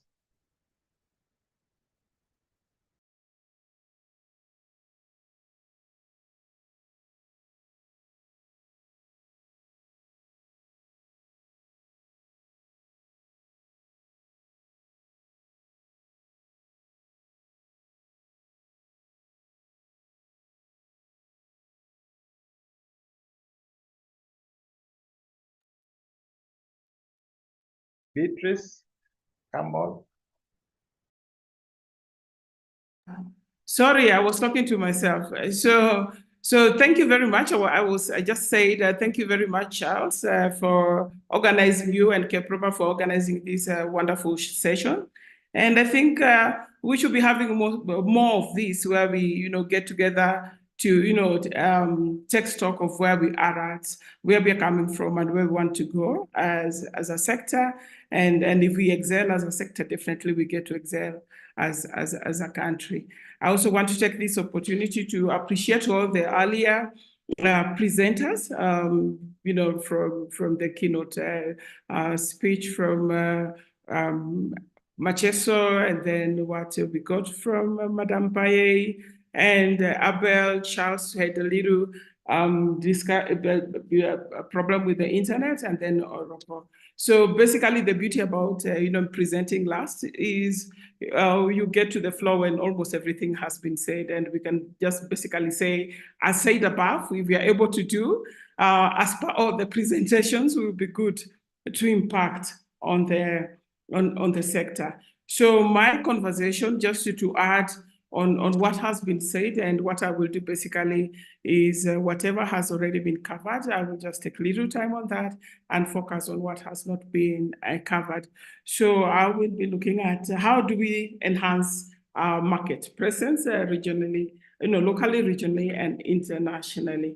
And basically, if I'm listening to Abel's conversation, for us to enhance our market presence is basically addressing the challenges that he has highlighted. So that notwithstanding, allow me now to just get into the session. But before I get there, I wish to basically introduce the organization that has purposed me to join you this afternoon, and that is Leather Apex Society of Kenya. Leather Apex Society of Kenya is an umbrella body that brings together all associations that are within the leather sector space. And leather associations basically are along the various subsegments of the value chain, starting with an association for production of quality hides and skins, then getting into the tanners, where we have the Tanners Association of Kenya.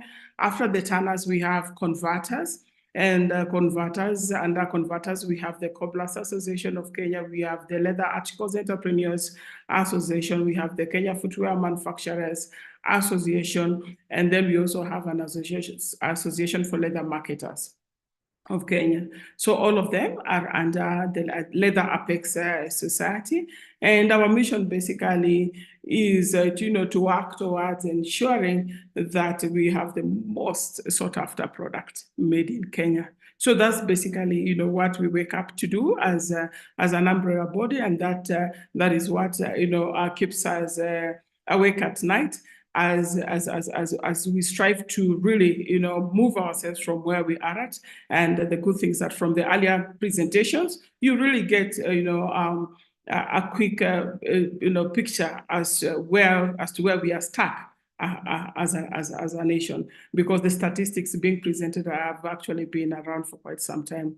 And for us, we work towards, establishing the most sought after leather and leather products through harnessing our collective potential. So we really look at cooperation, how to enhance our manufacturing competitiveness, how we move away from, dealing in commodities to value addition, and how we can advocate and lobby for an enabling environment. So that's what Leather Apex does. And when I say Leather Apex, basically is the entire value chain, as I have already intimated. So we foster cooperation. For us, we are saying you can't walk alone. We have to work together. We always, strive to bring everybody onto the table, everybody onto our fold, so that we can chart this, our vision for the leather industry together. So even within the sector, that's why we really ensured that every association that is within the leather space joins us, so that we walk this journey together. So with that, we also work towards, through affiliations, partnerships, friend organizations such as KPROBA, we work towards addressing, the capability challenge. And I think that this has been made clear through all the presenters where we are at in terms of capability. Then, of course, we have a lot of business opportunities, but as it is, in most forums, we'll be looking at a few statistics. Some have already been shared, but when you look at our share of, the available business opportunity is very little. So as an association, we also, again, come together so that we can, work from within, but also seek partners so that we can uptake the, available opportunities, and also being able to create business opportunities for our leather and leather products. But this cannot happen if we do not have an enabling business environment. And therefore, as an association, it is also our key responsibility to ensure that we advocate for an enabling business environment. And so I will quickly be looking at, the global market overview. I just wanted to already from the beginning appreciate what has been presented by Madame Paye. So mine will just be, to either underscore a point, or we just get to agree with what was presented earlier. We look at the continental overview, and basically as we are looking at this, we're quickly looking at where do opportunities for market access lie and how we are performing. We will have a snapshot of our leather sector. I think all the speakers have given a snapshot in this area, so it will be a quick one for me. And I would just want to maybe look a little bit deep into the recommendation that I'm gonna make this morning. So where we are at globally, I agree with Austin's submission. Leather and leather products are the most traded agro-based commodities. But the strategic question, therefore, I want to pose: how come we do not put in a lot of emphasis or effort into advancing this sector the way we do tea, coffee? Because I can tell you today, if we were to enumerate the number of interventions towards, or forums or trade missions towards advancing tea, advancing coffee, and the others advancing maybe, meat, rice, a lot. But if globally this sector is, the leather and leather products area is the most traded, basically presenting, a very huge market and opportunity for value accrual. I think the strategic question is we need to ask ourselves, are we really, putting our efforts and resources where we ought? And I feel like it is time that we begin now critically looking at how we front the leather sector as a value sector. So globally, this sector is able to produce 23 billion square feet of leather. So if you're looking at 23 square feet, that is a very huge resource base at a global level. And this is the resource base that is powering fashion, automotive, and furniture.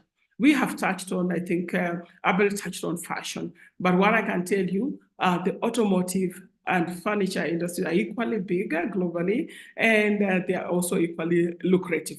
What we need to ask ourselves, how come we have not made entries into these other two? And our efforts going forward should be, opening our scope of interest so that we start now exploring the automotive and the furniture subsectors that we are really barely scratching on the surface, to a point where by now we often think that leather is synonymous with fashion, and to a point where sometimes when people are discussing fashion, you feel like that is where leather should be domiciled. No, the leather and leather products market is beyond fashion. We have the automotive and furniture that where as a country we are not really performing well, and it is time that we all begin to really focus on these other two other subsectors. I've actually, if you look at, I didn't unpack statistics, but I think when you look at Rebecca's statistics, I don't know whether we are able to look at the furniture and get to know how much we are importing in terms of leather furnitures. But if you look at most of the shops we have a lot of imported leather furniture, which is usually also a luxury product that people go for. A growing market, and this is one of the industries where, for quite a long time, I have always seen that we are on an upward trajectory. The statistics that were given by Rebecca earlier are quite valid. They may be varied here, as according to me, I'm saying the leather and leather product sector is basically a 305 billion USD market annually. And I say this because I, include all the other, leather and leather products. So sometimes the statistics may be varied based on what we included in articulating the global value for this. So even the earlier statistics are quite valid as well. Of key importance is just basically to say, the value for leather really, oversees its mother product. So it's more valuable. Leather and leather products are even more valuable than meat, than coffee, as I've earlier indicated, and therefore it really calls on us to start critically thinking on how we set ourselves to exploit the opportunities presented by this sector. So the biggest subsegment or component is usually footwear, and this really is coherent to our local scenario, whereby you find that even in Kenya, footwear is the largest, subgroup in terms of production. So this and statistically later on, when we get to look at it, you may do with one bag, you may for quite a longer period of time. But footwear, because you have to walk in them and the wear and tear over time, you find that the demand for footwear is always, big, and it provides a lucrative market. But when we go to our local statistics, you realize that yes, probably this is the reason why, as presented by Rebecca, we are importing more than we are exporting, because demand is always high and we are going up. So in terms of, where do we stand as a continent? Africa still prides in resource endowment. I know we are in the 21st century, we are in 2024, but you'll find that we keep on referring to livestock. And I think this is what is blurring our vision for advancing towards value addition. When we keep on tailoring interventions for farm level, we appreciate farm level.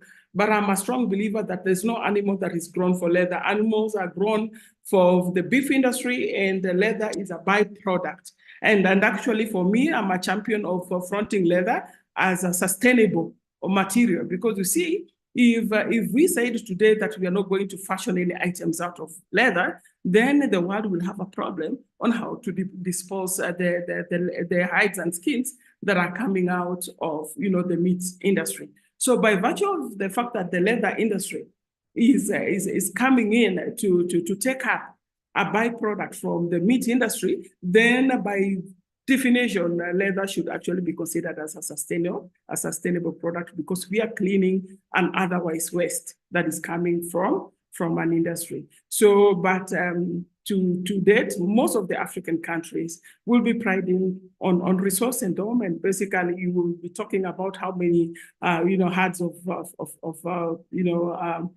cattle, sheep, goats we have, and very little conversation on how much we are pushing in terms of value and volumes of finished leather products. That notwithstanding, the livestock population we have provides a very good resource base, basically surety that this is a base that we can set an industry and invest continentally to advancing the leather industry. So in terms of employment opportunities, estimated about 2 million across Africa. It could be better because if you look at the textile sector, last time I checked, so I think continentally the textile sector employs over 20 million. So you can already see, while on the other side we're saying globally the sector, is so large in terms of value, even more than the other agro-based industries. When it comes to employment opportunities, we are actually not reflecting the same. And this is basically because of the earlier challenge that was presented, where we said we are actually operating at the primary level, which is basically semi-processed at most. So livestock population, I've also talked about where we are saying 26%, such a big population, and that provides a very good ground for us to industrialize, but we should not actually just get stuck at the resource base. Economies are now knowledge driven. Economies are now thriving based on what they do to the resources that they have, not by virtue of the fact that we have resources. But we also have some countries that have made, in Africa, that have made headways, and we are beginning to really see them as key contributors to the global, leather markets. And these are countries, especially in the northern part of Africa, Tunisia, Morocco, but we're also increasingly having South Africa. But the twist with South Africa, you also realize that they're also very key importers of leather footwear. So probably they are actually importing to re-export, but at least we have those, and even Ethiopia and many other countries that are emerging as very key players in terms of value, added products. In terms of demand, it's very easy for us to always even do our own local calculation. We are saying we are about 1.5 billion people across the continent.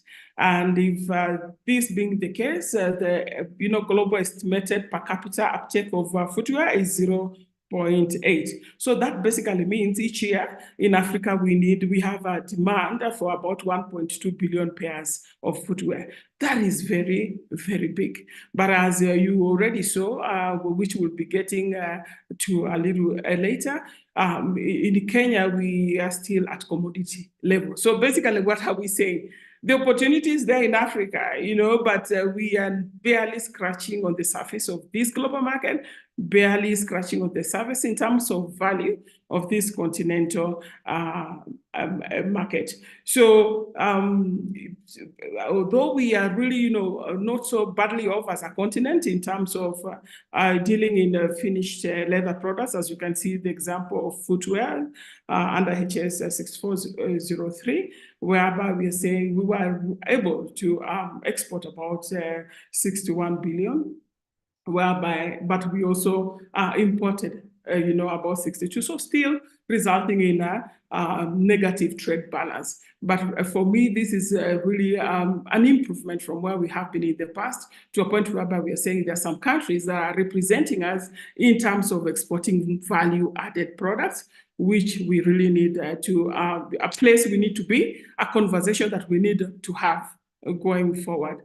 So at the continental level and the coming together of SFCTA, we have a lot of opportunities that the African market, the continental market presents, because as you have already indicated, this is a very big market in terms of population, with a combined GDP, which is over 3 trillion USD. Again, a very big market for us, but the strategic question is, how do we position ourselves to be able to uptake this opportunity that is presented? I would actually, when I was developing this, and I'm saying, we are always coming, to get into, as a country, we are always, quick to sign, trade treaties, get into, trade pacts. But how prepared are we to, as players across various sectors, but specifically this leather sector, to be able to uptake this? So yes, the Africa Continental Free Trade Area provides, a very huge market for the leather industry as well. But also, besides providing the market, it also provides another window for integration. And here we are talking about value chain integration, whereby different value chains across the different African countries, because of fewer trade barriers, can integrate and be able to collaborate in terms of perfecting their manufacturing competitiveness, in terms of being able to share resources. A few countries will be stronger in different aspects of the value chain, and therefore by integrating them, we collectively as a continent are able to boost our market presence globally beyond Africa. And so basically, the Africa Continental Free Trade Area is a very big opportunity, but the strategic question still remains: how do we position ourselves to uptake this opportunity? And we will be looking at that as we move to the recommendation. The story remains with the EAC, whereby under the yellow side we have the cattle population. And again, most forums have gone to, we are still priding ourselves in terms of the resource base that we have. It's not a bad thing, but we need to start moving beyond resource endowment to value-added products. The EAC market also is a lucrative market for us as a leather industry, very, with the various incentives that it provides, and the fact that we are beginning to even harmonize, including standards that as we stand today, we have harmonized standards for leather and leather products across the EAC region. Again, how do we, as a sector, stand to take advantage of these opportunities? As you can see, where we stand at in terms of intra-trade for leather and leather products is about 1.5%. So if we are standing at 1.5%, then basically it means that somebody else is taking the bigger chunk of this particular market.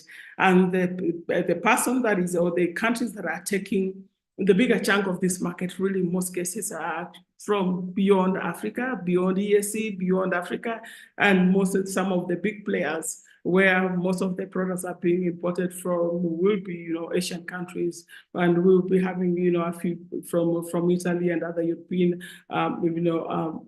countries. But the thing, since we are one economic bloc, the strategic question is, we want to thrive locally, we want to thrive within the EAC, we want to thrive across the continent, and we also want to step out and get into the international market and start commanding that market as well. So we will be taking a snapshot of Kenya and then asking ourselves, where are we going wrong? And from the earlier speakers, and my submission is that where we are not getting this right is our focus is not on value addition. The moment we start focusing on value addition and really putting a lot of emphasis in value addition, then we will now have the conversation change from what we have been talking about through years. Because actually the statistics that we are projecting are same that we have been projecting forever. So I will even skip the first bullet point because, as I said, I wouldn't want to be among those that are singing about resource endowment, but basically getting to say that we need to move away from being raw material exports. We, looking at the statistics presented earlier, and which I agree with what I have on screen, we cannot be dealing in wet blue, 85% wet blue, just a little of cress. And then a lot of 2% of finished, it really basically tells you, the percentage of products that are getting into value, converted into value added. And then also the raw hides and skins. And what I can say here, there's a lot I agree with, there's a lot of smuggling. So sometimes you don't even get the true statistics as to, how much are we, getting out of this country in terms of, raw hides and skins. And when that happens, then we cease being competitive because you see, you are basically supplying a commodity, with very minimal value addition. How do you compete? How do we stand at the global market place? We also have a big issue in this country in terms of, the importation of cheap leather footwear and cheap, and I think Abel put it very well. They're those that are coming in undervalued. So if they're coming in undervalued, others not declared, others coming in as production materials. We've seen situations where, and consignment comes in as a production parts. But in essence, you find that the footwear is already done. Like you have an upper part of the footwear coming in complete in a different container, and you have, the lower part done, and all the manufacturers or, players will be doing is just gluing top and the bottom, and the product is submitted yet into the local market as a made in Kenya product in an unscrupulous and fair manner to the local manufacturers. So we also have an issue with the Mutumba, and the Mutumba issues, I think an issue has been, the longest challenge that the sector has faced. And what I really want you to point out is that during COVID time, there was a small window where the then SES Betty Maina, ordered stop to importation of Mutumba during the COVID period. If my colleagues from industry were here today, they will confirm that during that time, the businesses, especially at Karioko, boomed because you see people do not have now the alternative Mutumbas to go for, and the business at Karioko started going up. We as an association in the past, as a society in the past, have advocated for, duty, a protective duty on cheap imports and these Mutumbas. And sometimes we win, and sometimes we have those ones who will actually go. And that's why we're talking about an erratic policy environment. So we go and lobby for, duty on cheap imports, and that is given, granted. And, for a short period of time, we have 25%, duty levied on importation of footwear. But then within a short period of time, we found that the stay has again been removed. And then we have to go back and lobby. We needed to have a stable policy environment if we have to advance this particular sector. Issues of, having being very limited in terms of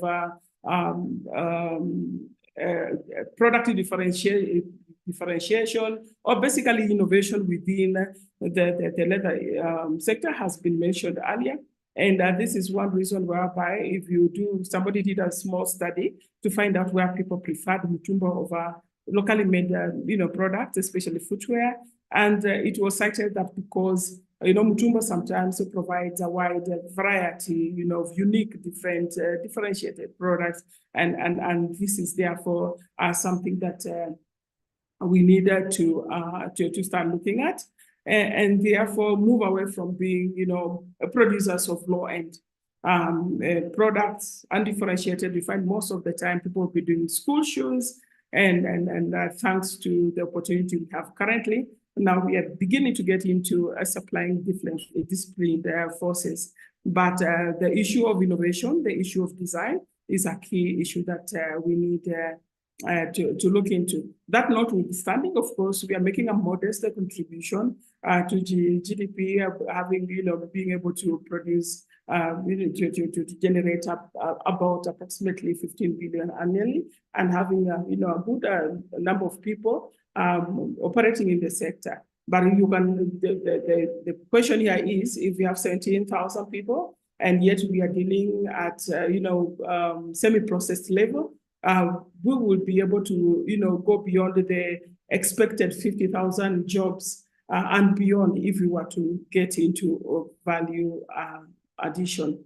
So we have countries to benchmark with. We already have countries in Africa that are doing a great job in terms, actually they were able to move from where we are at. And the one such country is Ethiopia, whereby, they just made the strategic decision that they're going to produce locally, and they're going to come up with competitive products locally. And what I can, and of course, policies were enacted to support that particular vision. And what was key and important, and that's why I'm hoping that policymakers in the room will be able to take this up, is the commitment to enforcing the policy. So as Dr. Oruko was making presentation, and I saw the, almost hundreds of policies, and each policy had an institution standing behind it.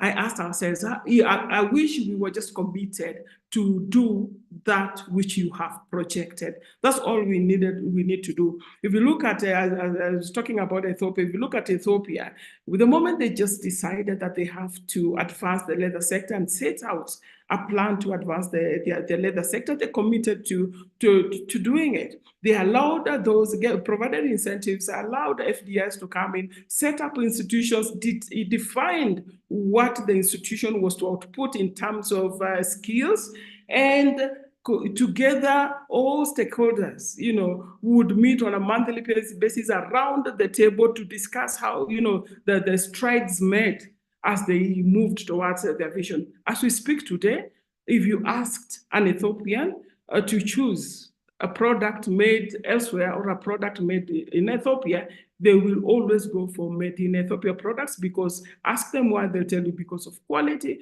because it's genuine, and because it's priced competitively. That is the story that we should have as the drivers of this industry. That is the story we should have in Kenya as well. It's possible if we are to just enforce the policies that we have. We didn't want to dwell so much on the SWOT, because I just really wanted to give the status as to where we are at before I go to recommendation. And we are saying, yes, we have training institutions, but my question here is, why is it if we have training institutions, and indeed we have them, how come then we do not have skilled, we are still talking about, unskilled resources in this industry, if we truly are doing our job as training institutions? And this conversation we've had for over a period of time, and what I want to pose this morning is, could we just reflect on what our role is, what our responsibilities is, and ask ourselves how we are contributing towards, churning out skilled manpower to be able to help us create products that can compete, not only locally, but across the globe. We have political goodwill, and you see the important thing about this political goodwill, we always refer it back to the highest office, and indeed through the highest office we can now supply disciplined forces, and that has truly tremendously impacted the sector. We have manufacturers that have actually expanded on the basis of this presidential directive, but we also have goodwill reflected in all agencies that are within the leather sector, because if we are able to do that, then we will move beyond the being net importers of leather products, and we will also move beyond dealing in semi-processed leathers. Yes, we pride in a leather park, but it has taken too long. So my prayer this afternoon is, can we just have a vibrant, park going on in Kenya to be able to attract both local and international investors. I think it has taken more than we expected. We needed to have that kind of centralized facility, because out of Abel's presentation, you saw, effluent treatment is one of the biggest impediment to tanneries, for example. And there's a time, I think it was in 2019, if I'm not wrong, where we had about 5 tanneries closed down because they did not adhere to the NEMA regulations. But now, if we could have, the leather park up and running, I want to believe that all those tanners that are struggling to be able to set this kind of effluent treatment plants and other infrastructure imperatives can easily, bounce back, and we can start, talking about a sector that is on an upward trajectory. We have functional tanneries, which is a good thing, because I've been to countries whereby, and even within EAC countries whereby they have a leather sector, but they do not have a functional tannery. So, of course, we started with having 14 functional tanneries. Now, because of challenges, we have a couple of them that have closed down, and we have few that are functioning. But we pride in the fact that we have the biggest tannery in, I think, East Africa, domiciled in Kenya. So that really is a good base for us to, continue having this conversation and vision to having a vibrant leather industry. We also appreciate the fact that we, as a sector, we are able, to have these common points where we collect hides and skins. But of course, we already also have a lot of, domestic slaughtering going on, and also inaccessible places where slaughtering happens, and therefore we can't say we are collecting all the hides and skins. That also needs to be streamlined. From the imports, basically tells you our market is big. We can, again, using the 0.8 per capita uptake of footwear, you can calculate how many pairs we need in Kenya, given that we are about 57 million Kenyans today. So with that, I think it gives you a quick estimate of about, around 46 million pairs that we require. So, and that's just footwear. So we haven't gone to the other, subsegments of the industry. So basically, we have a lot going on, but we can enhance what we have to be able to take advantage of opportunities presented. But of most important is also, remember, Kenya has also signed a number of trade treaties, and we are members. We are talking about EAC, talk about commerce, talk about more other international trade pacts that we have signed with with the various countries that provide a very big market for the leather and leather products that we need to take advantage of. Allow me to just quickly jump this, because I think Abel worked very well. He was able to present very well in terms of the weaknesses, the pre-production weaknesses that we have as a country. And I think for me, this is a very common, these are common weaknesses. I think they feature almost in all policy documents. So we know where the shoe pinches in terms of weaknesses. So the question really where we need to be at is ask ourselves, what is the true problem? Because the problem is not us not knowing where the shoe pinches. The problem is us not doing anything about where the shoe pinches. But we really need to work out the weaknesses presented by Abel, and therefore allow me to just skip this slide, which I think we covered on. He covered on finance issues. They covered we've talked on low product diversification, issues to do with the skills, machinery he spoke about, smuggling of hides and skins, and the exportation of hides and skins as in a raw form, meaning really depriving the manufacturing part of our industry quality hides and skins, we spoke about underutilization of installed capacity. So with the challenges, for me, I want to look at, challenges equals to opportunities. And therefore, if we are dealing in a semi-process, really, that's a big opportunity for value addition. And we can add value, but, adding value, we are not adding value for the sake of it. We need to enhance our capacity, and not just capacity, let me say, we need to enhance our capability to come up with competitive products. The reason as to why we are, our consumers are willingly buying, preferring imported products as opposed to some that are made locally, it is because what is coming in is competitive. So we must look at issues quality, we must look at issues uniqueness, we must look at issues, ability to, supply volumes that are required. We must look at issues price. And for these, if we're able to value add, and we are value adding in context of being competitive, then we will be able to uptake the local market, will be able to uptake the regional market and basically continental market as we move towards taking the export market. We needed to advance the concept of entrepreneurship because we have players that are in business for the sake of it. So in the sense that you go to places where we have the micro entrepreneurs, if you have to really work the mathematics of business, sometimes you find that very little is coming out of the businesses as it were. So of course they're operating in the hope that tomorrow will be better. But can we translate our activities in the sector into true business sense? So because if you're able to engage in the leather entrepreneurship in a true business sense, then we'll collectively, positively impact economic growth of our country. We needed to look at the aspect of lack of skills from an opportunity point of view, and devise better ways of upskilling our people so that then we are able to create a competitive products for the markets that we have mentioned.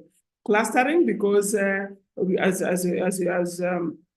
earlier indicated, most of the players are actually micro in this sector. Most of the players are micro entrepreneurs, whereby I think about 80% are micro entrepreneurs, most of them running small scale businesses that might not be able to enjoy the benefits of economies of scale. And therefore, by coming together, clustering them, that provides them to enjoy all the benefits brought about by economies of scale. We have discontinuities in production, especially from countries in the West that would look out for places to do part production or handle a specific component of their value chains. And they are therefore that provides an opportunity for us in Kenya to start thinking about how do we partner with global brands to be able to produce, either supply them leather or be the manufacturer of their products. So basically looking at the entire value chain and taking advantage of the opportunities that the global market presents. We spoke about innovation. So again, there's a big opportunity for us to really advance in terms of knowledge development and innovation. So because of interest of time, we have already spoken about this big opportunity from disciplined forces. So we have a lot going on that we can really tap into.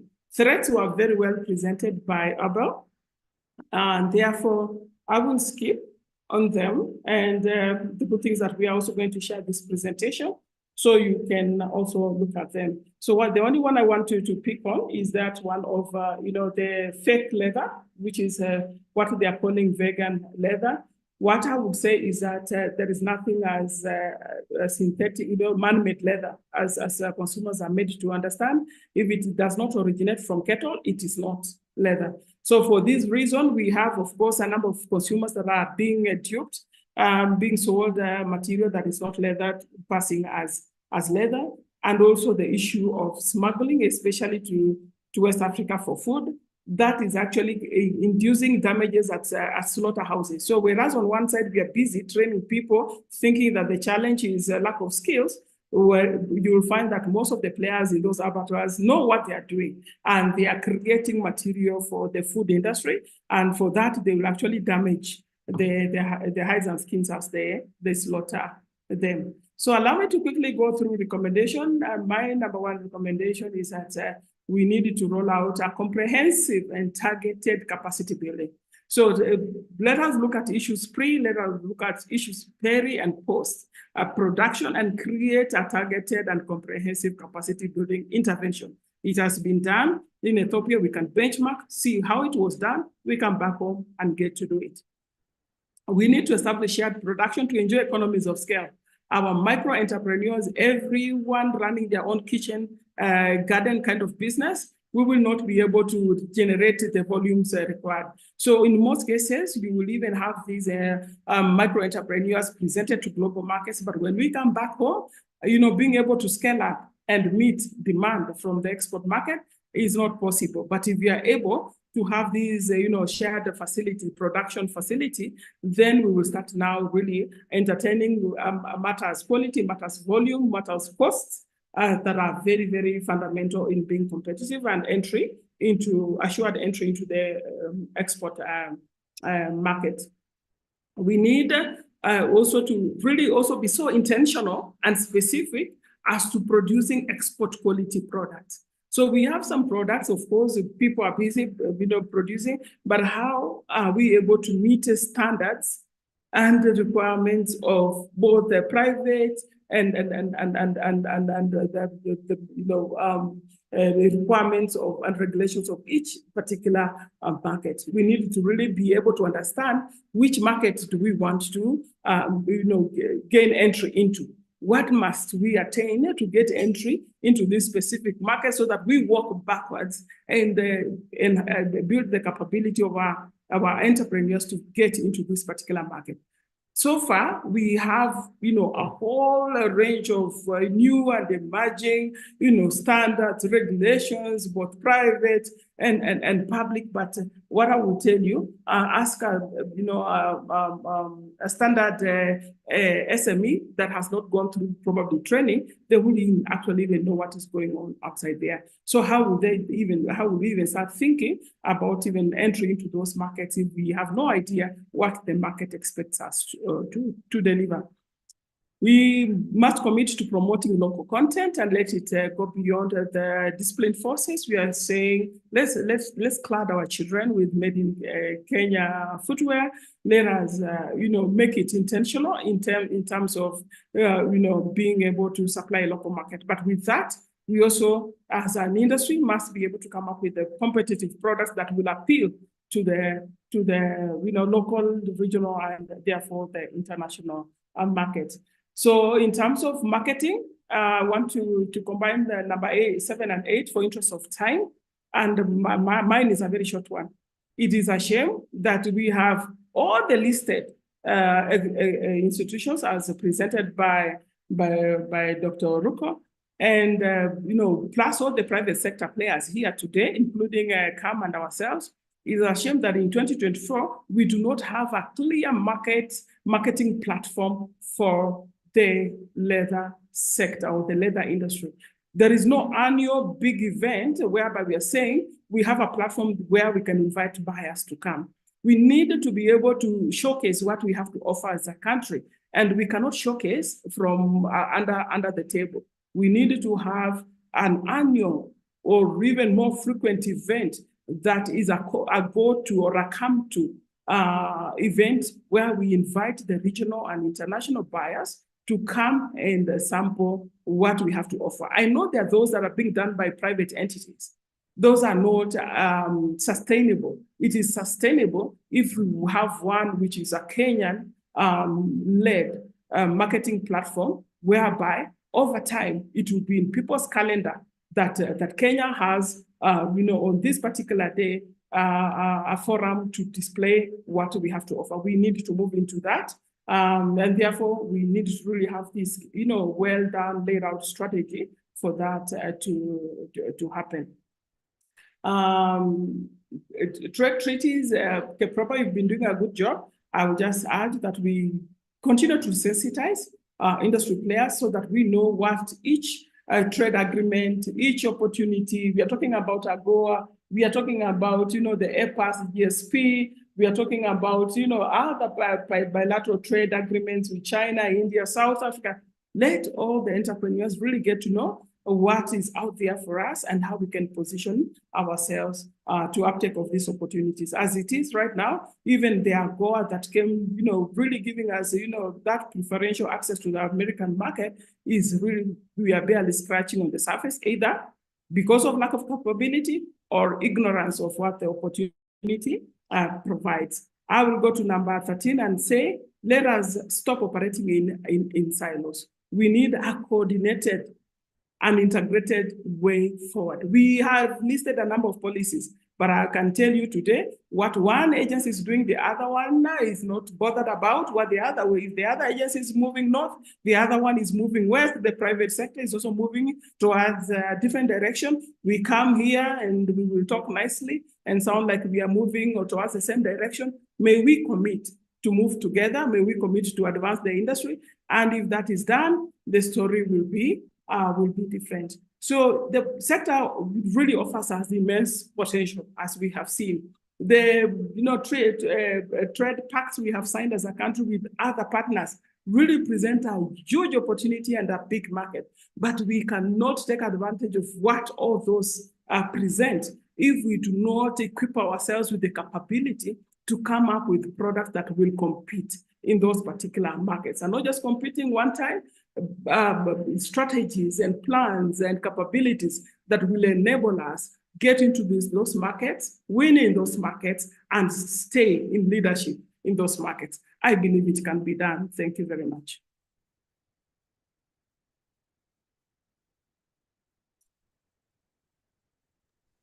Oh, thank you very much, Beatrice. Well presented. And you put in very clear recommendations. I really appreciate the issue of local content. They still use your wallet. It is still surviving. Now it's about 17 years now. It is proper. So thank you very much for that presentation. So ladies and gentlemen, we've taken some time.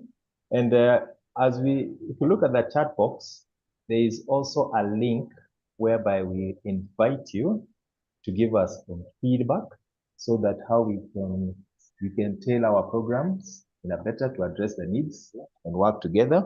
So please click and also fill that evaluation form. It will really, really assist us. So now, ladies and gentlemen, we've come to the question and answer plenary discussion. And first of all, just before we dive in, if Charles Ndungu kama bado huko and you had not finished to say 1 or 2 sentences, I'm giving you 2 minutes. Yeah, please, Charles, just. Can you hear me? Yeah, we can hear you. Karibu. Yeah, sorry for. Okay, I had to change my location. Sorry for the inconvenience. And before I even say what I want to say, I just want to appreciate the presentations that has been provided, and we need to appreciate that there's a bit more awareness of the latest trade than there have been, and so more and more people are getting interested in these discussions. And then as we discuss them, I think there are a few areas we need to look into. I want to be very brief because we have taken a lot of time, and I don't want to go back to where I was. What I would want to say is what I had said earlier about animal livestock production. We need, as a country, first of all, to accept that nobody in this country keeps animals for hides. So what we need to do is we need to appreciate what that sector is giving us and try to improve it, try to work on that and try to improve it.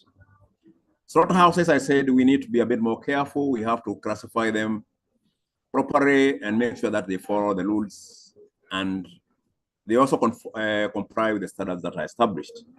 I would want to discuss a bit about the processing area, because this is where the activities that include what we say is wet blue we call it crust, we call it finished leather. This is where, as a country, we need to think about. Basically, and Beatrice has clearly stated, we are losing tanneries. We are losing capacity to process our hides, or even to process hides, whether they're imported or not. And I think that's one area we need to address. I would want to say this very clearly, that we cannot harmonize activities, whether it is production, whether it is processing or even manufacturing, if we don't have a clear focus. All those proposals we are talking about, all the recommendations we are talking about, should be geared towards achieving a particular process. So if we were able to create a very, very clear process, then it is easy to align every activity from the slaughterhouse with the footwear manufacturer, so that they can be able to realize that focus. I think one of the things that I would want to say is, as a country, we are not very, very clear what is our focus. And I want to give examples. The way the way the leather industry and other manufacturing sectors are operating, due to the competitiveness in a global village, you have to identify where you want to go. You have to identify your strengths and where you are able to be competitive.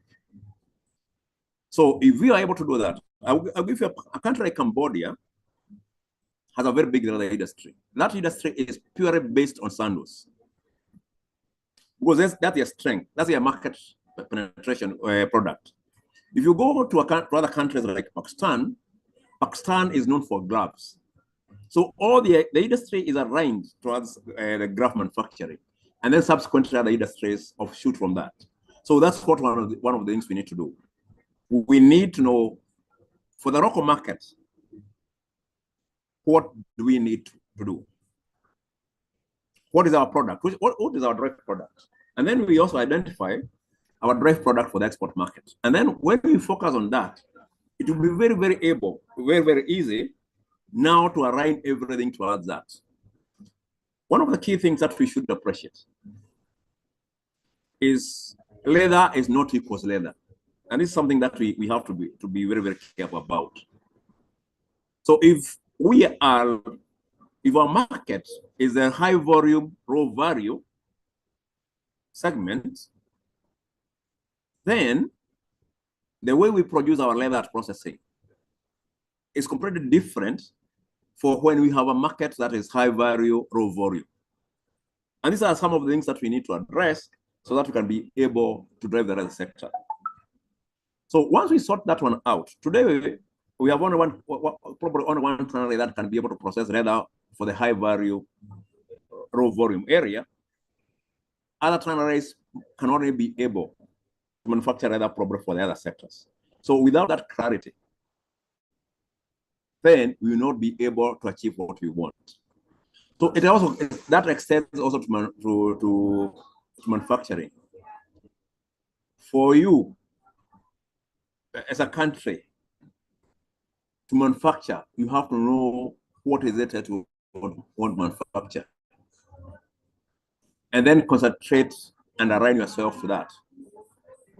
If we don't do that, we will be doing what we are currently doing, and we have done it for the last 100 years. Today we are doing A, tomorrow we are doing B, C, the other day we are doing E, and then we come back. We can't grow. So we need to have that clarity among the government agencies, like what Beatrice is saying, and then we align all government agencies, all government departments towards achieving that. We bring in the private sector, also align it towards achieving that. That way, as a country, we have something to work on. So if we are able to create that clear focus, then even all our policies and legal frameworks will be aligned towards that. Another example is, if you want to go to the upholstery or the clothing sector, you need very high quality leather. That means we have to ask ourselves, do we have leather? Do we have hides that can be able to be manufactured or be processed towards that particular market? We also appreciate, and for your information, for you to make a piece of leather, you use 52 different chemicals. And we pay tax for all these chemicals. So if you're doing high-end products, you need very, very expensive chemicals that will attract very high duties. So if that's our target, then we'll be able to negotiate with Treasury and say, because it's our target and we cannot achieve it without government support, then we can raise the issue of finance, we can address the issue of taxes. Because those are some of the things that are making us uncompetitive. Those are the things that are making us stay in wet blue, because wet blue is a very basic process, which doesn't require a lot of skills, doesn't require a lot of chemicals, and also doesn't require very advanced equipment. So as we talk about the issue of how do we align, how do we harmonize these activities, harmonization will only be very efficient with a clear vision of what we want to do. And I said the entry point is we want quality products that are competitive. We have to go deeper and say, of these qualities, of this range of products, where are we strong in? And then we work towards that. And then we work back and say, the type of raw material that we have, can it be able to drive us to where we want? So these are some of the basics that I'm trying to summarize because of time that we require to work on. But basically, the leather industry has been quite resilient. We have to ask ourselves, if between 1980 and 1994, we were able to give 80% of our footwear requirements. What happened? The first answer is, when we liberalized the market, we did not protect any industry. And that's where we need to start from. We need to appreciate that some of the manufacturing concerns, some of the manufacturing enterprises, not only leather, need to be babysit. You need someone to babysit them, especially the government, until they become competitive. So without then, our industries will continue to die. The last thing I would want to highlight is production. That includes chemicals, machinery, and skills. We are very, very low. We need to see how that one can be worked on, and be very honest that that one cannot be done without government support. Tanneries, establishing tanneries, which are the link between raw material and manufacturing, is high cost. You need to invest a lot of money. You cannot walk to a bank and say, I want 1 billion shillings to establish a tannery. Nobody will listen to you, because the industry is not well understood outside there. So that's one of the key things that we need to look into. How does government come in? How does government give incentives? And not only incentives, how does the government develop support mechanisms that you transit our tanning industries to where they are to be internationally competitive? Today, due to the high costs of equipment, some of our tanneries are buying machinery from old tanneries in Europe. So when Europe is buying new technologies and we're supposed to compete with them, we are buying cheaper their old technologies to come and pretend we can compete with them. So I think that's one area we need to address, so that we can have appropriate technology, appropriate efficiency towards what we want to achieve. The other issue is we have to establish a way of making our leather enterprises profitable. And I'm not proposing that we should be able to subsidize inefficiency or mediocrity or anything like that. But we need to highlight, we need to pick serious investors and see, how do we make that industry competitive? How do we make it more profitable so that we can be able to reinvest? I think these are some of the gaps that we require to do. So when you tell me now to talk about harmonizing, it's very, very important that we are harmonizing towards a particular goal. And this is where your organization, Proper, all other organizations, even my former institution where I've been, need to sit down and say, what is it that we can do as a country? And then come and harmonize our activities, align our policies towards that. Lastly, I want to say this, and I hope Proper will appreciate that. We have to acknowledge at entry points that Kenya is not a manufacturing country. Everything we do, all policies we have, even the bills we pass, the laws we are putting in place, they tend to over-regulate manufacturing at the expense of trade. So I want to propose a question that I've proposed in some other forums. Today, if you are an investor and you arrive in JKA with $1 billion shillings and you want to invest, would you build your tannery? Would you build a shoe factory? Or would you take the first flight to China and buy products and come and sell? If we cannot be able to answer that question, then we always have to fly to China and come and sell. So we need to accept that we are living in a very competitive world, whereby we have to look at what we are going to do and who is doing it and see how we can do better than them. We cannot do that by buying recordation machinery. We cannot do that with chemicals that most of the times do not meet standards. We cannot do that. We don't have the proper skills. I think that's the genesis. That's the issues that we need to highlight and work towards. Some of the companies, without mentioning names, that say they are manufacturers, if you look at their data, trade data, in terms of value, not volumes, you realize they are also exporters. They are just importers. Why are they doing that? Is because I think we have not sorted out that manufacturing bit, not only for leather, but a lot of other industries.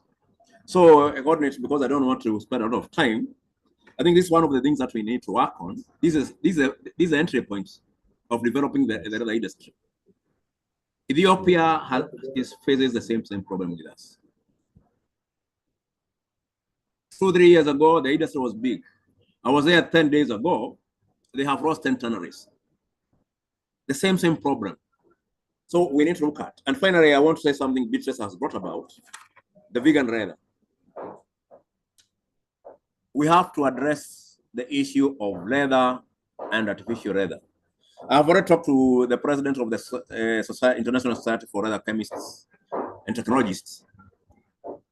We need to look at our branding and our naming of chemicals, and we are pushing for countries to ban the use of vegan leather. What it is. If it is not leather, it is not leather, or man-made leather. That's one of the things we need to do. Greece has been able to pass the law. They have. You cannot sell anything saying that it's vegan or synthetic leather. You have to say it is either leather or synthetic. And Italy last month was able to pass the same law.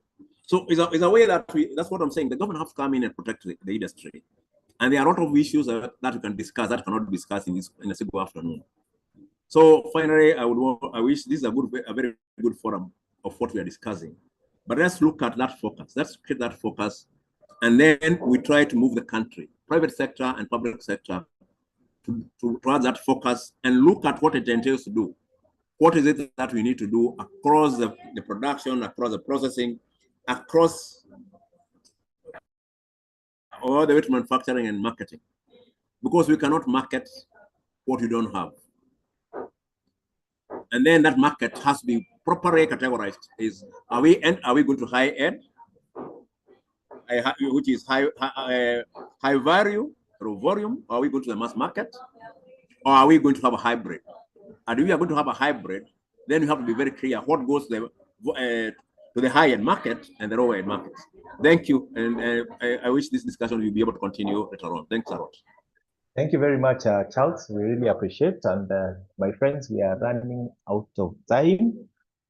Beatrice is attending another meeting. So we need to summarize because now we have taken note of quite a number of issues. So ladies and gentlemen, there's one question, and this question will be answered by Dr. Oruko. And there's a question which is that there are so many policies and strategies with little or no results. Do they diagnose the problems highlighted in the problem statement? Are they really implemented? Daktari, you showed us so many policies. How will you tackle this?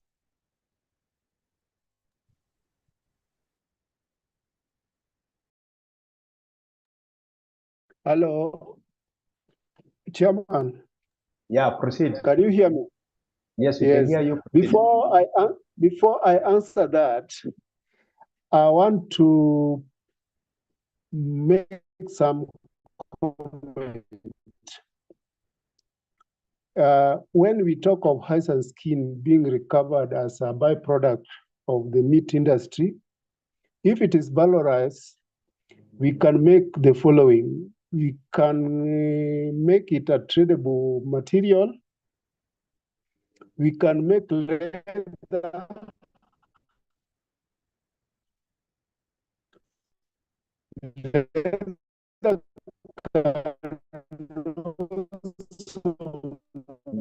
Daktari, you're breaking.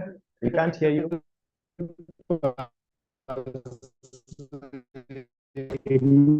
Make materials like clothing, footwear, or hides and skin for cultural. I'm out of leather and hides and skin. So I'm saying we can make leather, we can make clothing, footwear, we can make musical instruments.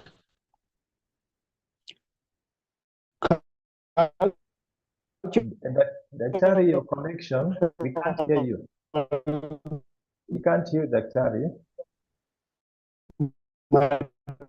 Materials or artifacts.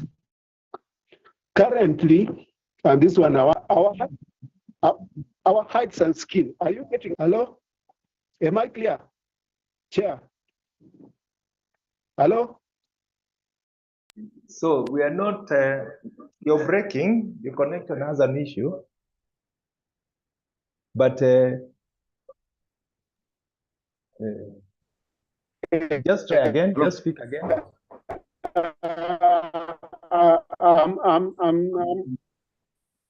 Am I clear? Yeah, I was trying just to enumerate the uses of the eyes and skin.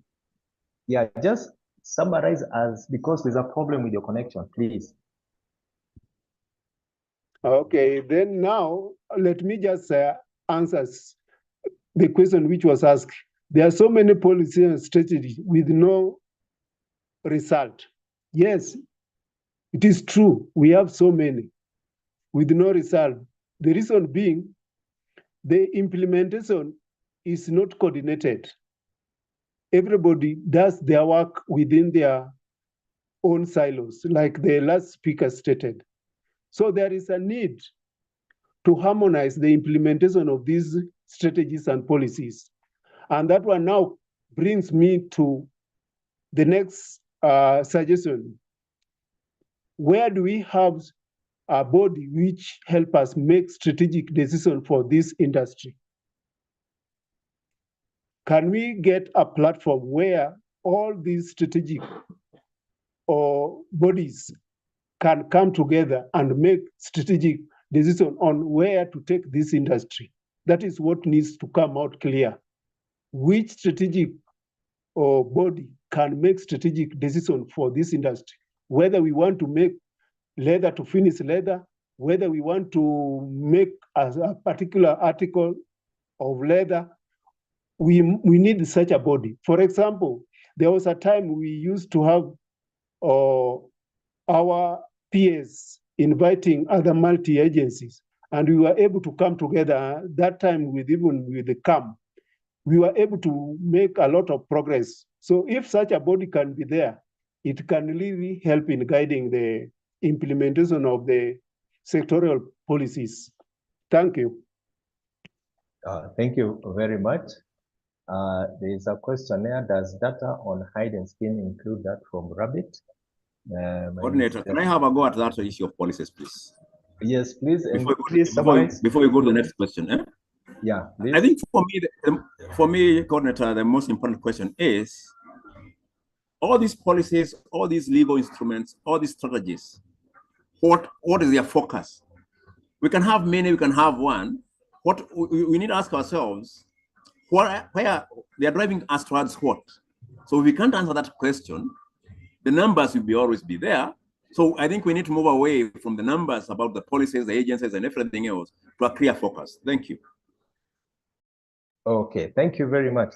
My friends, because of time, we have captured quite a number of issues which have come up.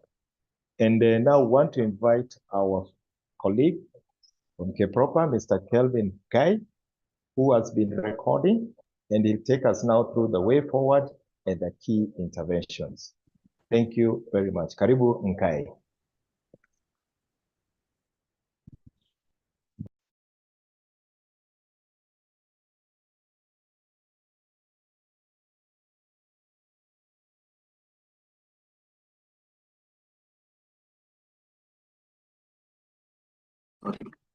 Okay, you can hear me now? Sorry for that. I think I had a bit of a challenge. Thank you once again. I'll take us very briefly in 5 minutes through the way forward, conclusion, and the key interventions that we've actually gotten from today's meeting. So with the first meeting, the first presenter, we have Mr. Austin Machioso, who was representing the Chief Executive Officer. And key highlights of the submission of the CEO, the leather sector is a key player in our trade.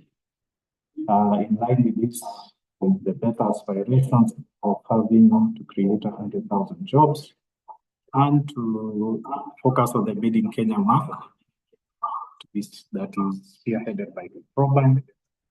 Then we have Rebecca Mpaye, who presented to us on the concept of the leather value chain. And she covered very deeply in terms of the objectives of the forum, global and regional trend of the sector, and also touched on the tracking tool that was developed by KPROPA to monitor challenges and issues affecting the sector. We have Dr. Richard Oruto, who has also answered the question on the issues of the policies. And he was able to touch on the policies governing the sector, looking at the promotion policies, we have the regulatory policies. And he also touched on the challenges and proposed areas for the sector that included need for central coordination to monitor the various policies in the sector. There was also the need to have a timeline on the various activities and policies being undertaken within the sector, and also need to have a documentary that is covering the sector by KPROPA. We have Mr. Charles Ndungu, who has been very key, who is an expert within the sector, and he took us through 2 key areas, that is to understand the activities that require harmonization, that include the production activities, policies, and the market. And then he also touched the challenges and proposed areas for the sector that include defining limits in relation to harmonization, the use of updated technologies, and then there is also something that has been touched by quite a number of the presenters, is on the issue of farmers. Farmers who currently in Kenya, they grow whatever animals they have, they do not actually grow them for height. And that was something that needs to be looked at for those who actually have animals. And then there was also a need to address capacity gaps within the sector. There was also need to align policies and frameworks for the betterment of the sector. Mr. Abel Kamau, we thank you so much, who has been key for us, who is representing the private sector, who gave us a brief on the farm, leather, and footwear sector, and touched on the challenges, including the inbound and outbound challenges, and also touched on those areas of intervention, including building capacity, curriculum development for the sector, duty removal, fiscal incentives, creating an enabling policy environment, and market access initiatives, the Buy Kenya Build Kenya initiatives. And finally, Ms. Beatrice Mwasi, who took us through the introduction from the organization, the global overview of the sector, continental overview of the sector, including Africa, FCFTA, East Africa, and then the sector overview in terms of the strengths, weaknesses, and opportunities, and also included for us 13 recommendations for improving the sector competitiveness. So in a nutshell, this is our conclusion. One, Kenya has a strong leather sector that, if focused on, can create jobs that is in line with better and contribute to a large extent the export basket that we want to grow. Amidst the challenges and the weaknesses, there is great potential for higher exports to current and potential markets. Because we've talked about a lot of challenges, which we've actually taken note of. There is also need to look at all policies governing the sector that can be enhanced so as to better enhance the capacity of the sector. Now, this is our way forward. We have the short-term way forward. We have one, to fill the feedback survey that has been posted. I think it's there, so that you can be able to get, we can be able as KEPROBA to get insights on the seminar's effectiveness in areas of improvement. We will also, as has been highlighted, distribute the seminar materials, that is the presentations, research papers, if any, and other materials with all participants. We will also develop a detailed report and an action plan based on the seminar discussions and recommendations of today. As was highlighted by Rebecca, that we have currently a tracking tool that we developed. And all the issues that have been raised here from all the presenters and the questions that we've received, we'll include them within the tracking tool so that we can be able to keep track of what are the issues that have been raised, how far are we at addressing them. And finally, we have also an FCFTA seminar that will be held on the 11th December, and we've sent the link on the group. If you see the chat, you can be able to see that there is a link for you to join the group that will be held next week. And finally, the long-term activities that we would way forward is to foster long partnerships and collaboration with policymakers, industry players, research institutions, and stakeholders, so as to encourage sector performance at both regional, continental, and global level. With that, I think we will have the conclusion and the way forward. I submit. Thank you. Thank you. Thank you very much. Thank you very much. At least now we have the tracking tools to take up everything. Abel, you want to say about the EU agreement meetings? And if you can... Yes, thanks, Bonatumbo. And maybe good afternoon to the attendees. I think it's afternoon now. So through the partnership that we've been able to have within between KEPROBA, with the State Department for Trade and the larger Ministry for Investment and Industry, we have a continuing program on sensitization of the private sector on the Kenya-EU EPA. So just to note that the Kenya-EU EPA went to live on 1st of July 2024. And this EPA Economic Partnership Agreement is providing us with the duty-free, quota-free market access to the EU markets. And part of the goods that are eligible for sale preferentially into the EU market includes the leather and leather goods products, including footwear. We've had several series of engagements and forums across various locations. We do have sessions which are scheduled for Nairobi. So for the Nairobi Forum, we'll have it on the 16th of January 2025, and we'll have one in Kisumu on the 10th of July, on the 10th of January 2025. So KEPROBA will be sharing out the invite for the same, and you can all register through KEPROBA or through the Kenya Association of Manufacturers, and we'll be glad to have you there as we take you through some of the opportunities and how you could take advantage of these opportunities in the EU. Thank you, and back to you, Charles. Thank you very much. My good friends, now we are coming to the end of this wonderful webinar, and I'll call upon Dennis Mugambi to give the closing remarks and vote of thanks. From where I'm seated, Charles Tumbo, I say thank you very much. Thank you, Charles, and good afternoon, dear participants and our dear presenters.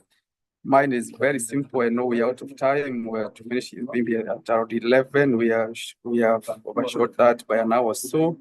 So just to, first of all, to thank our dear participants who have made this webinar to happen. Without you, we could not have this webinar.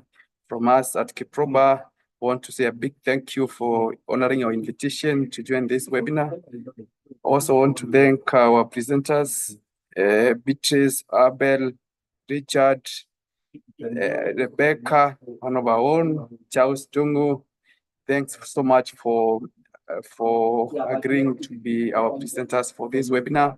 You have shared your insight, your thoughts, your expertise, your opinions, and your insight about shaping the sector. And I'm sure it has to go a long way to shape our conversations and how best we can make this leather work, especially on the export side of it that we are keen on. So with that, I also want to thank our MC, Sir Charles Tumbo. You have been incredible throughout the sessions. I want to thank everybody, the teams at KEPROBA for making this happen. And just as Nkaya said, in terms of the way forward, we'll have these conversations going on. This is not the head of it. Some of the issues that have been agreed upon, we'll be having further conversations around them, make sure that we take these conversations forward. So having said that, I think I'll bring this to a close. And just to bring it to a close, probably we'll have a word of prayer. I don't know whether Paris is with us. If she is, she can give us a word of prayer. If not, then probably I'll be able to do that. Thanks so much. And I don't know whether you are still with us, Charles. Maybe if Paris is with us, maybe you could have a word of prayer. If not, then one of us can do that. Then we bring this to a close. Dennis, just pray for us. Fine, then I'll do that. Let us pray. Lord God, we want to thank you for your faithfulness. We want to thank you for what you have done to us. You have been with us since the start of this webinar for the last 3 hours. We have come to a close. We want to thank you for what you have been able to discuss. We pray that, Lord, you give us the wisdom, the courage to implement some of the issues that we have agreed on and to have further conversations on issues that requires further discussions. Lord, we want to bless everyone who has been part of this, and want to pray that, Lord, you give them a good afternoon and a weekend ahead, and happy holidays as we go into festivities. Lord God, we want to thank you for our gift of lives and for our families and friends, wherever they are. Lord, bless them and keep them safe. We pray this shortly, believing and trusting your name. Amen. Thank you, everybody. That brings us to close of this webinar. You are free to leave at your own time. And we thank you once more for agreeing to join us. I thank you. Thank you. Thank you.